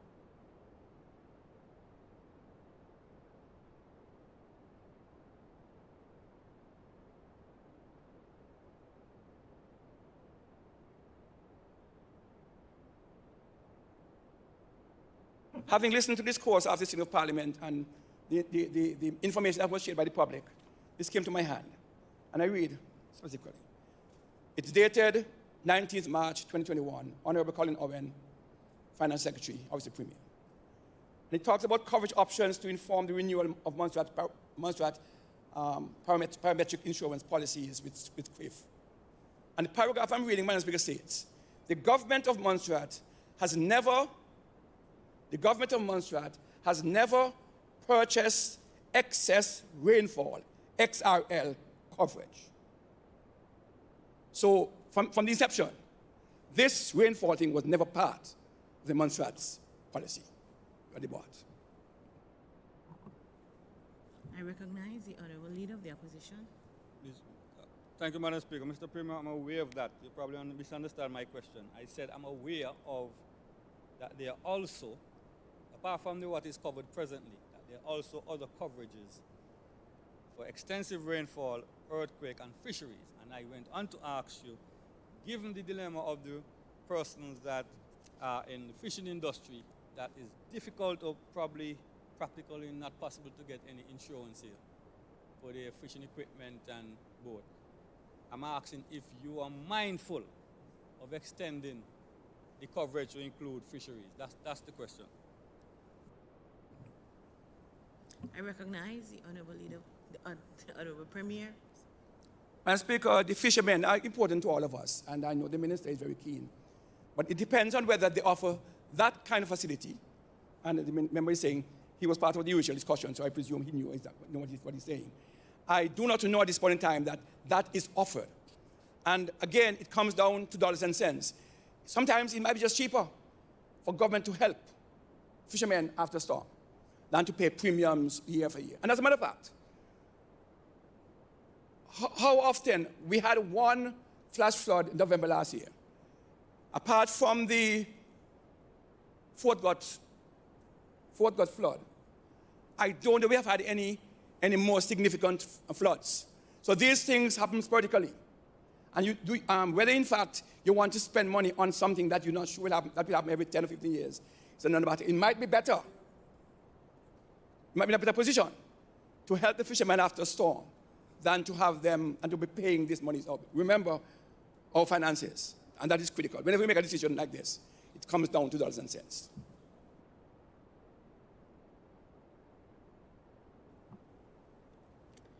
I recognize the Honourable Leader of the Opposition.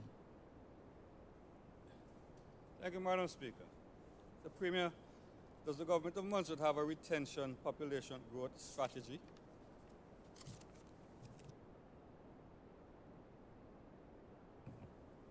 I recognize the Honourable Premier. Thank you, Madam Speaker. Madam Speaker, population growth was prioritized as one of the goals of the 2008-2020 Sustainable Development Plan, where the intent was that by 2020, the island should have a population of 9,000. Madam Speaker, since that time, under different administration, government has instituted numerous initiatives towards this target with varying degrees of success. Earlier this month, Madam Speaker, our government endorsed a project under the UN SDP, the UN SDG, for funding and technical support, to develop a population policy for Montserrat. This project, Madam Speaker, will run for 2 years.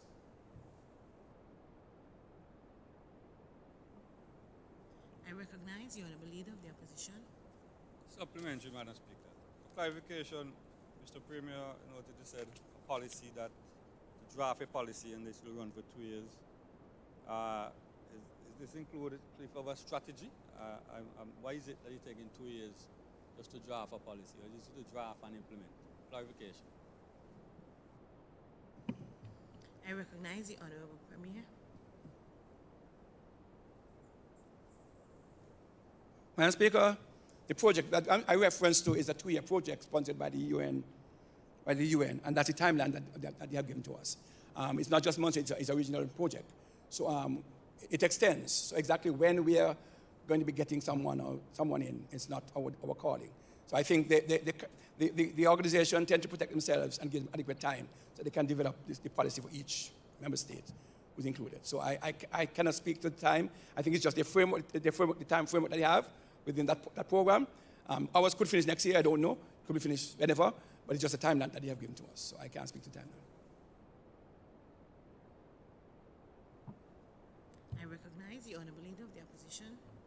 Thank you, Madam Speaker. Mr. Premier, explain government's policy on censorship of persons calling in to speak on ZJB radio. I recognize the Honourable Premier. Thank you, Madam Speaker. Madam Speaker, this government have no policy on censorship of people calling to demonstrate. Absolutely none. And I made abundantly clear. This government has no policy on censorship of persons calling in to demonstrate. Madam Speaker, where the demonstrate introduces the program delay manager in May of 2021. This is a tool used worldwide as a responsible safeguard against offensive and unsustainable contributions.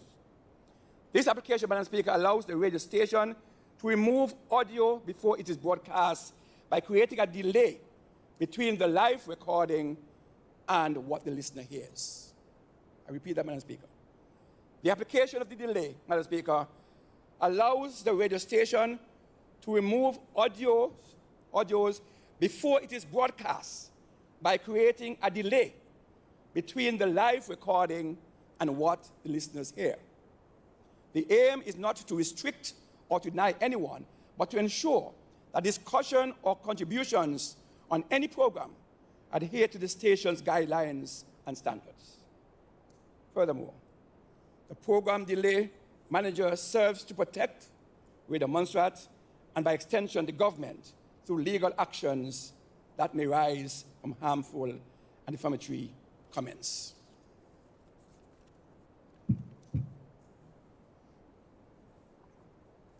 I recognize the Honourable Leader of the Opposition.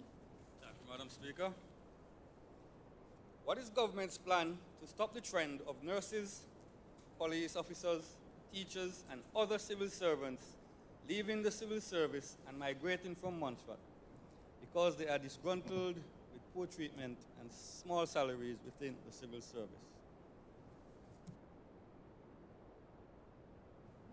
I recognize the Honourable Premier. Thank you, Madam Speaker. Madam Speaker, between 2014 and 2019, over 500 persons left this country, including nurses and teachers. However, in 2018, Madam Speaker, a total of 7 persons applied for and exited the service early. Of this number, there was 1 teacher, 3 police officers, no nurse. In 2019, Madam Speaker, 23 persons applied for and exited the service early. Of this figure, there was 1 nurse, 8 police officers, and no teachers. In 2020, the number of early exits from the service was 10 persons, of which there was 1 teacher, 2 policemen, and other persons, public servants. In 2021, Madam Speaker, to date, the number of early exits so far is 4, and includes 1 teacher and 2 police officers. Based on the above, it is unclear as to the source of the honourable member's data. And it is clear that early exits are trending downwards from the highest level in 2019. An early exit from the service is quite different to turnover. It's a voluntary. When you early exit, you leave yourself. When you left, turnover, you can't work because things hard. That is a different matter. But what we're talking about here, Madam Speaker, is early exit, not turnover. During the period 2019 to recent, 12 persons left the service after completing fixed-term contracts. This figure includes 4 nurses who opted not to renew their contracts in this current financial year, that is 2021, and 1 trained teacher who opted not to renew in 2019. In terms of contract officers ending their contract before the expiration date, just before the start of this academic year, 3 teachers and 1 nurse opted not to complete their contracts for personal reasons. As far as the data from exit interviews show, none of the exits were due to salary or how they were treated.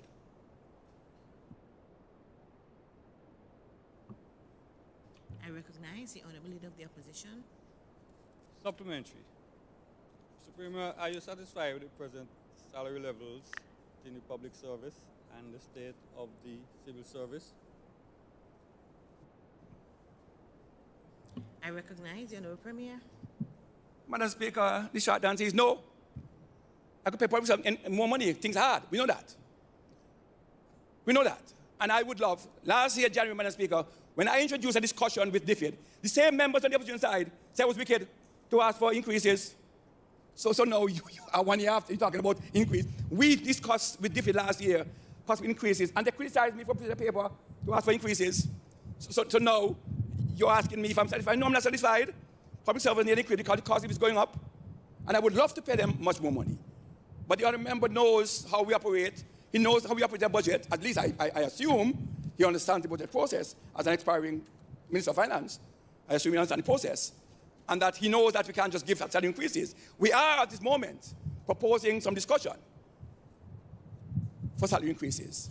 But the buck doesn't stop with us. We will put forward the best case we have. But the buck doesn't stop with us. Public servants do need an increase. Not only public servants, the private sector too. They're all struggling. But that's the nature of the beast that we're dealing with. And that's, I will put forward a case with my technical team, a strong case, a case as strong as I can, to see how best we can do that.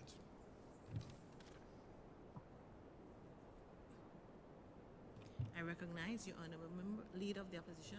Thank you, Madam Speaker. Premier, I'll hold you to that. That's a promise. I didn't say I'm going to do it. You didn't say you're going to do it? I thought that's what you said. Correct, sir. Anyway, Premier, that's the... I recognize the Honourable Premier. Madam Speaker, just for clarity and make sure. I said that I will put forward the strongest case. We do not know what we'll get, so don't hold me to that. Hold me to that, I'll put forward a case. That's enough. Thank you, Madam Speaker. Honourable Leader of the Opposition. Well, Premier, you jump in the gun, you're making assumptions. I'm referring to what you said. You said you're going to put forward a strong case, and that's what I'm holding you to.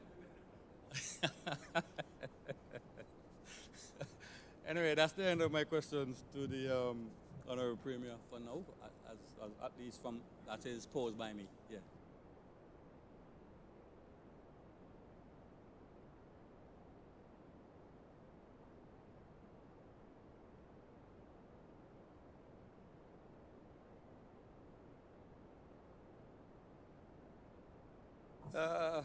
I think, Premier, my apologies. I think I posed this to someone else, but it's coming up as a question to you.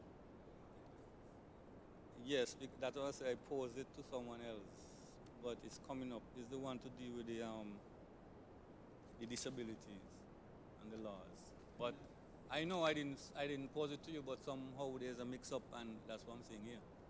I think I posed it to the Minister of Health, but I'm seeing it here addressed to you. I don't know if during that mix-up, if the Health Minister received it at all, or it just simple mix-up that. Sorry? You may. Okay, okay. The Minister of Health said he would allow me to ask a question. So thank you. Oh, it was, okay, so it was addressed to you. Okay then. So I guess there was just a mistake that they had, the Minister of Finance. Okay, so the Minister of Health, question one, and only question. There is a call by the Montserrat Association for Persons with Disabilities for comprehensive disability legislation.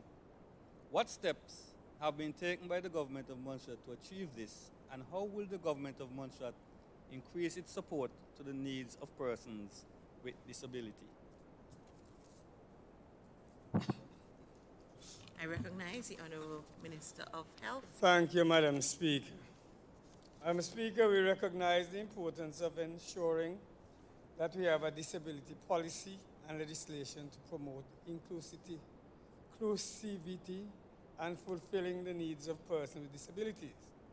As a first step, the government has prepared a draft disability policy. This policy will be taken forward for the public consultation in the coming months.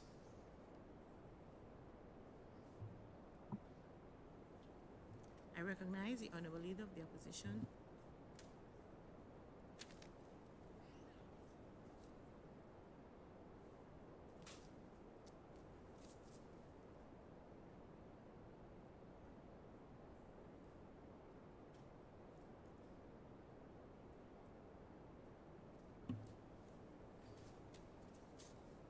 Thank you, Madam Speaker.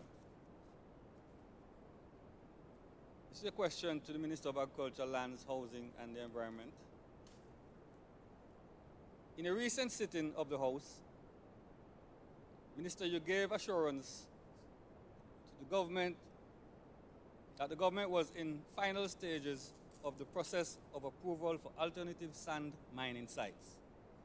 After reaching final stages of approval for alternative mining sites, why have no approval been granted to date?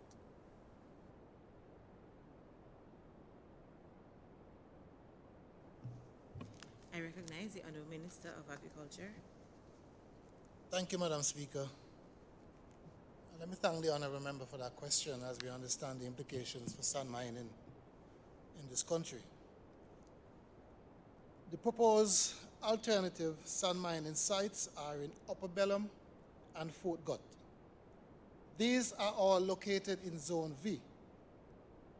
Not only is it in Zone V, but in the present development plan, mining is illegal in these areas. In order to utilize these sites for sand mining, Cabinet is in the process of modifying the physical development plan and the rezoning of those lands to allow for sand mining. These processes are covered under the Physical Planning Act, capped 8.03. No approvals could have been granted since the process has not yet been completed. Please note that although the rezoning would allow for mining, access to Zone V still remains under emergency powers.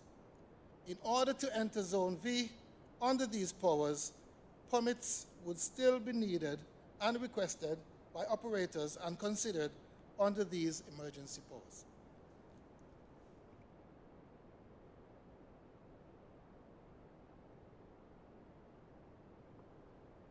I recognize the Honourable Leader of the Opposition. Supplementary. So, Minister, I was under the impression that the final stages, as you were saying, all the stakeholders would have already done their part. So my assumption is that the final stages involve Cabinet giving the final approval. But it seems like you're saying, maybe you can explain how long you think this last process will take. As you know, there is some frustration among the sand miners. Maybe if you can help with the time frame.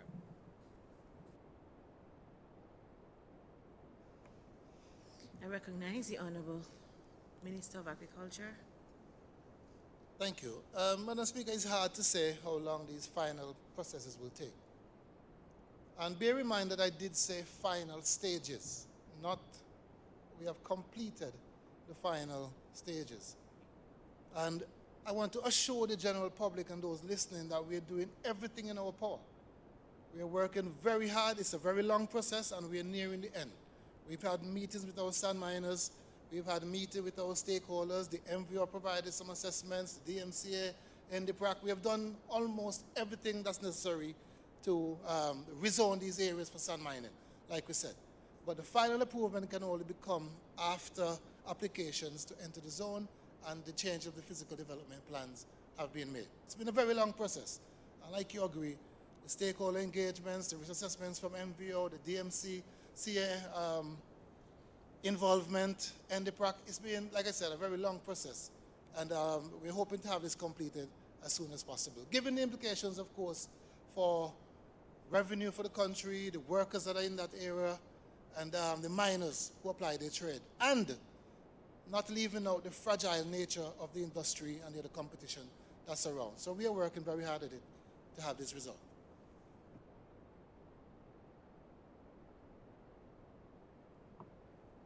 I recognize the Honourable Leader of the Opposition. Thank you, Madam Speaker. Madam Speaker, that was the end of the questions posed by myself, but I was asked by Honourable Jonathan Romeo if I can ask some questions on his behalf, with your permission. Permission was granted. Thank you, Madam Speaker. So, questions from Honourable Romeo to Honourable Premier. 1. Has the UK government provided funding as is available in the UK to compensate individuals and their families who are adversely and seriously affected by taking the vaccines which the UK government has provided and promoted, whether for short or long-term illness or even death.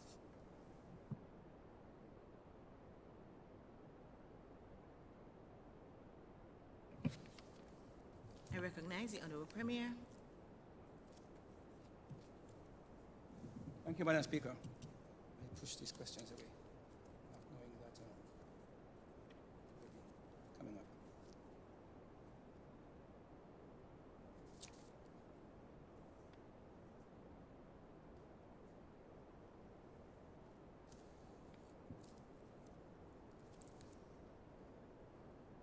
Thank you, Madam Speaker. Madam Speaker, I in no way agreeing to the notion that persons on Ireland are affected by COVID side effects, but I will answer the question. Has the UK government provided funding? Madam Speaker, we have not received any funding specifically to providing compensation for service for severe side effects from any vaccines provided by the United Kingdom. In addition, Madam Speaker, the scheme which the member referenced to is available in the UK, is a vaccine damage payment scheme, which was initially created in 1979 to cover a range of vaccines, and Montserrat has never received any concurrent funding since the scheme existence.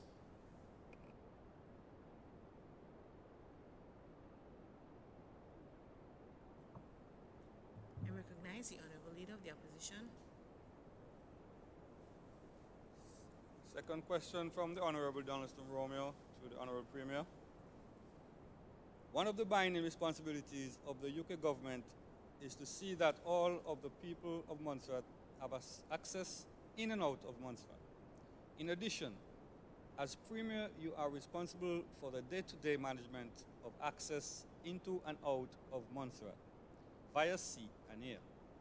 Given that the government of Antigua has closed its borders to Montserratians who are not vaccinated, how have you engaged HMG in finding an alternative gateway to that of Antigua, or to find some other way for HMG to provide access in and out of Montserrat to unvaccinated Montserratians?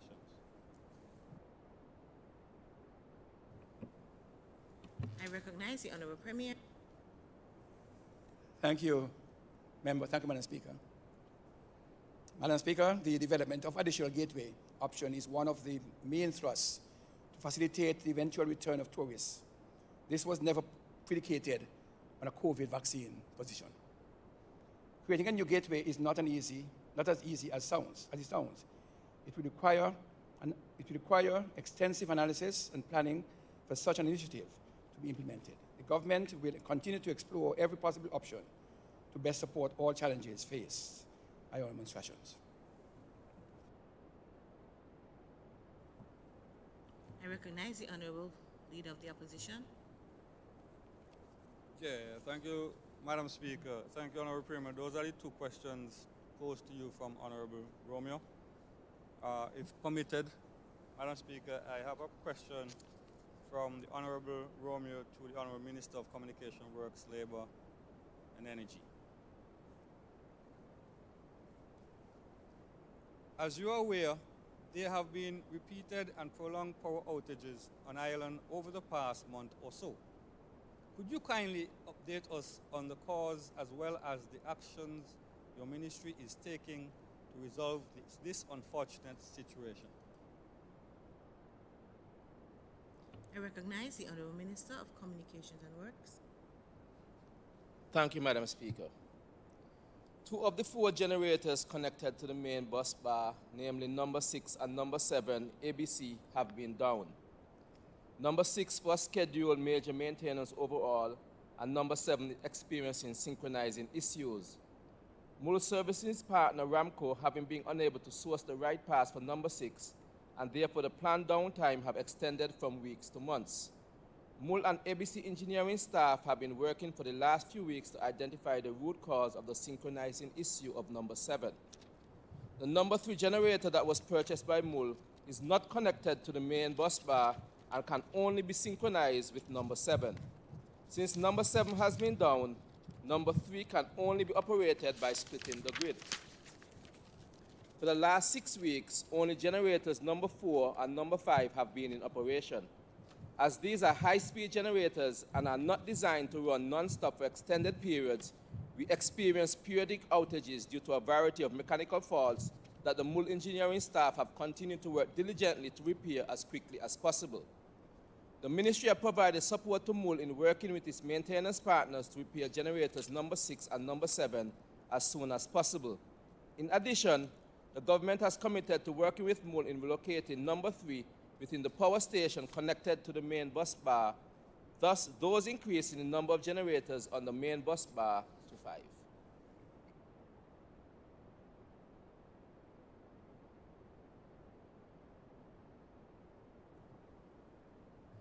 I recognize the Honourable Leader of the Opposition.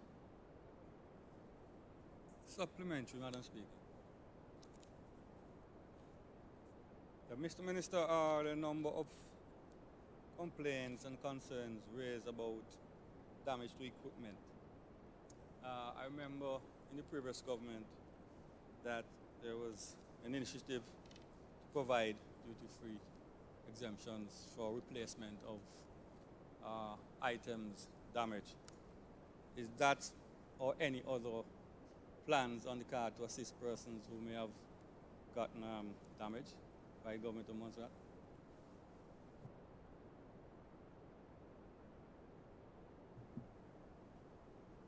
I recognize the Honourable Minister of Communications and Work. Madam Speaker, the question posed by the Honourable Minister on behalf of, Honourable Member on behalf of the Honourable Romeo spoke about the cause of power generation. Questions about concessions, Madam Speaker, is a separate question. I recognize the Honourable Leader of the Opposition.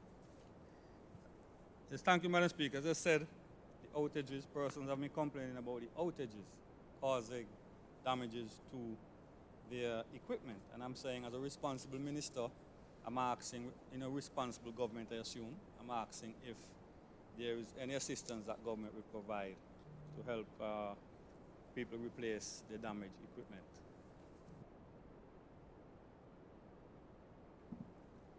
I recognize the Honourable Minister of Communication and Works.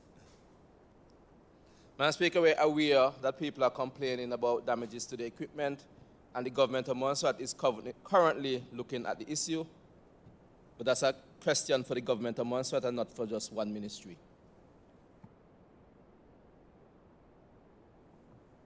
I recognize the Honourable Leader of the Opposition. Thank you, Madam Speaker. I take it that you're still part of the government and you're the Deputy Premier, so you hopefully, since you don't have an answer at this point, you'll take it forward and discuss it with the rest of the government. That's the end of my questions for you. Madam Speaker, I have some questions posed by the Honourable Romeo to the Honourable Minister of Education, Health, Social Services, Youth Affairs, Sports and Ecclesiastic Affairs, Mr. Charles Kernan, Honourable Charles Kernan.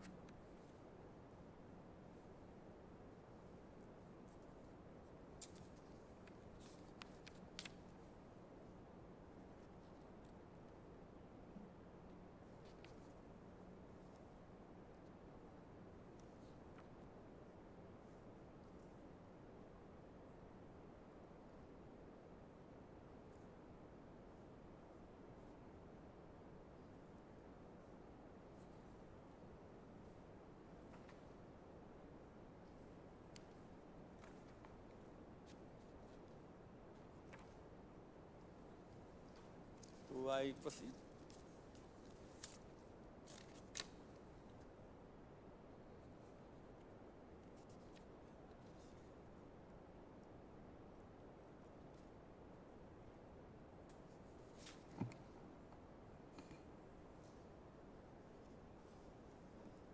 Yes, the Minister of Health. Madam Speaker, I've been here around this place for over 30 years. I've never known that questions could be asked by somebody other than who write the questions. Never seen this before. Is this a new breaking of the rules? Honorable, can you take off the mics, please? I did my due diligence. Our standing orders does not speak to this scenario, and so I had to look across the Caribbean and ask questions of other speakers, and it is allowed. In other jurisdictions, it happens. And so I granted permission for the questions to be asked by Mr. Lewis. So Mr. Lewis, you can proceed.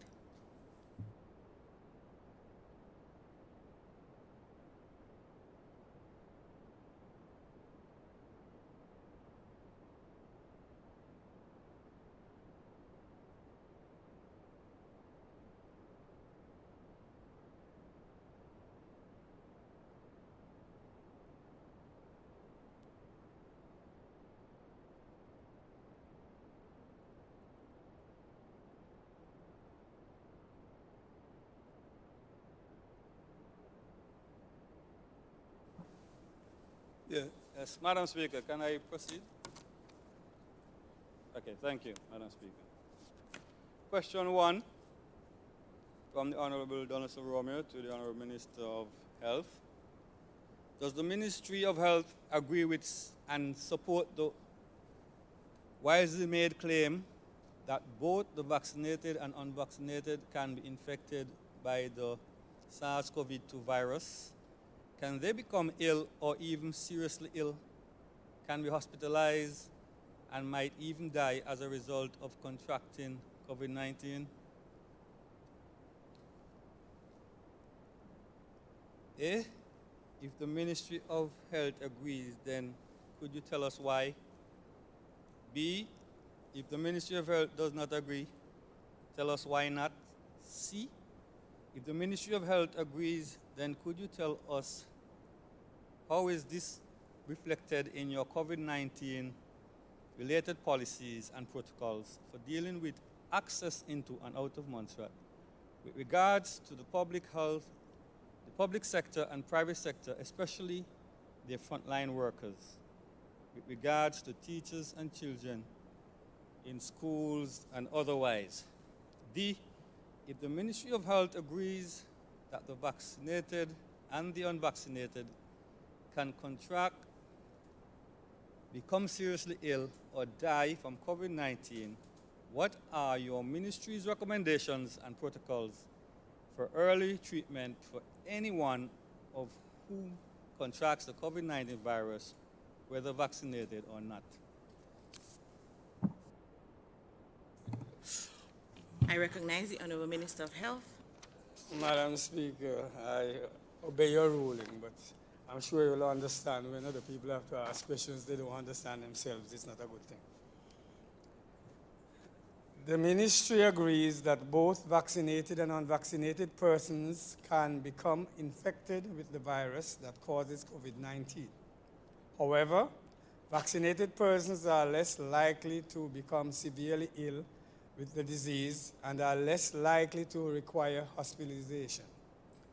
B section not applicable. C, the government of Montserrat has put a number of public health measures in place to assist with keeping the population of Montserrat safe. These include the following: requiring a negative test prior to the arrival on island, testing on arrival for the unvaccinated persons, and a test for all persons prior to being released from quarantine. Maintaining the need for quarantine for all arriving passengers and operating in a quarantine bubble for non-resident technicians. All persons are required to wear a face mask covering when in a public space. This includes all public and private sector operations.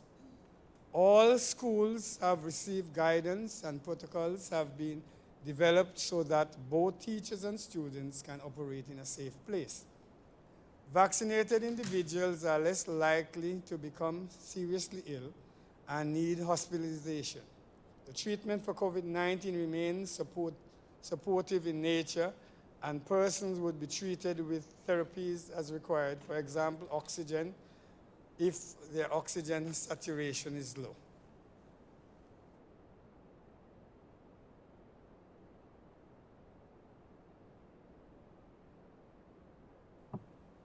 I recognize the Honourable Leader of the Opposition. Thank you, Madam Speaker. Question 2. Bearing in mind that oxygen has been a critical component of medical care for patients suffering from COVID-19, could you kindly tell this Honourable House what has been done to provide oxygen for patients at our hospital and clinics should there be an urgent and larger than normal demand? Are we able to produce it ourselves? I recognize the Honourable Minister of Health. Thank you, Madam Speaker. Alternative arrangements were discussed for the transportation of cylinders to and from Antigua outside of the regular cargo schedule, if this is required in the future. As part of our preparations for the pandemic, coupled with the bi-monthly arrangement regarding the Typhoon Express, the Ministry of Health, Education and Social Services acquire additional H-size oxygen cylinders to increase our local oxygen capacity. Empty cylinders are sent every 2 weeks on the Typhoon Express to Antigua, and those that are refilled in Antigua are returned via the same vessel. 8 oxygen concentrators were donated to us from the FCDO. These units are capable of providing oxygen between 90 to 95% purity for patients with mild to moderate illness who require oxygen support. There is a local provider who produces 1 H-size cylinder of oxygen per day. The ministry is currently exploring the options and cost of acquiring an oxygen plant. I recognize the Honourable Leader of the Opposition. Thank you, Madam Speaker. Question 3. Since the AstraZeneca vaccine arrived here earlier this year, how many individuals have received at least 1 dose, and how many have received 2 doses overall and month by month? I recognize the Honourable Minister of Health. Thank you, Madam Speaker. Madam Speaker, 1,483 persons have received 1 dose of the AstraZeneca vaccine. 1,388 persons have received 2 doses of the AstraZeneca vaccine.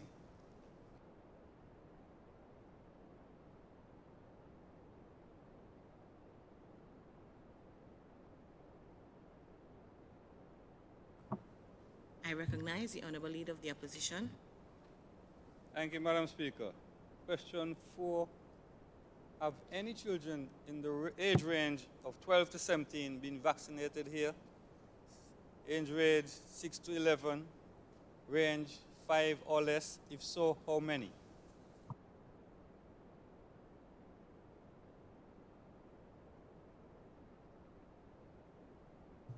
I recognize the Honourable Minister of Health. Thank you, Madam Speaker. If the honourable member is referring to COVID-19 vaccination, then the answer to that is no. No child under the age of 18 years have received a dose of the AstraZeneca vaccine.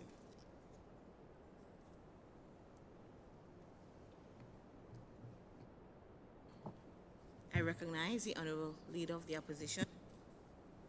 Thank you, Madam Speaker. The final question from the Honourable Donaldson Romeo to the Honourable Kernan. Have any young adults in the age range 18 to 24 and 25 to 40 been vaccinated? If so, how many by month? I recognize the Honourable Minister of Health. Thank you, Madam Speaker.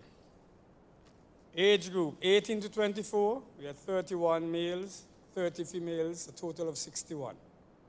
Age 25 to 40, 150 males, 122 females, 272 total.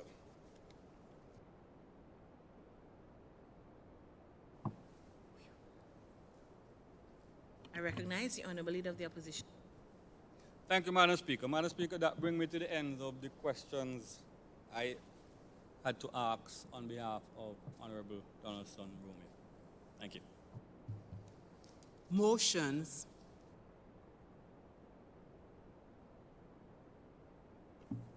I recognize the Honourable Attorney General. Thank you, Madam Speaker. Madam Speaker, I rise to move a motion for the introduction and first reading of the bill shortly entitled Magistrates Court Amendment Bill 2021. I recognize the Honourable Attorney Financial Secretary. Thank you, Madam Speaker. Madam Speaker, I rise to second the motion for the introduction and first reading of the Magistrate Court Amendment Bill 2021. Thank you, Madam Speaker.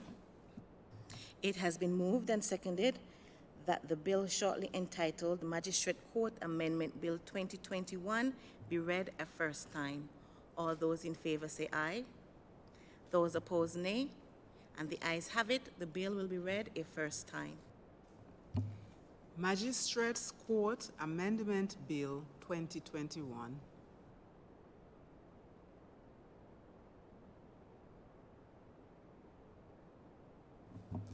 Other business, adjournment.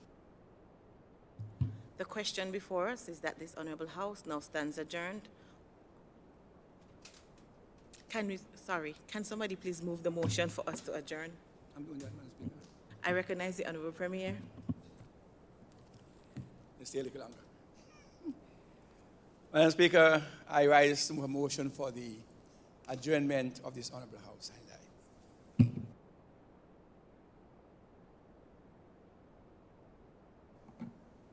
I recognize the Deputy Premier. Madam Speaker, I would like to second the motion for the adjournment of this Honourable House. It has been moved and seconded that this Honourable House stands adjourned. All those in favor say aye. Those opposed, nay. And the ayes have it. This Honourable House now stands adjourned.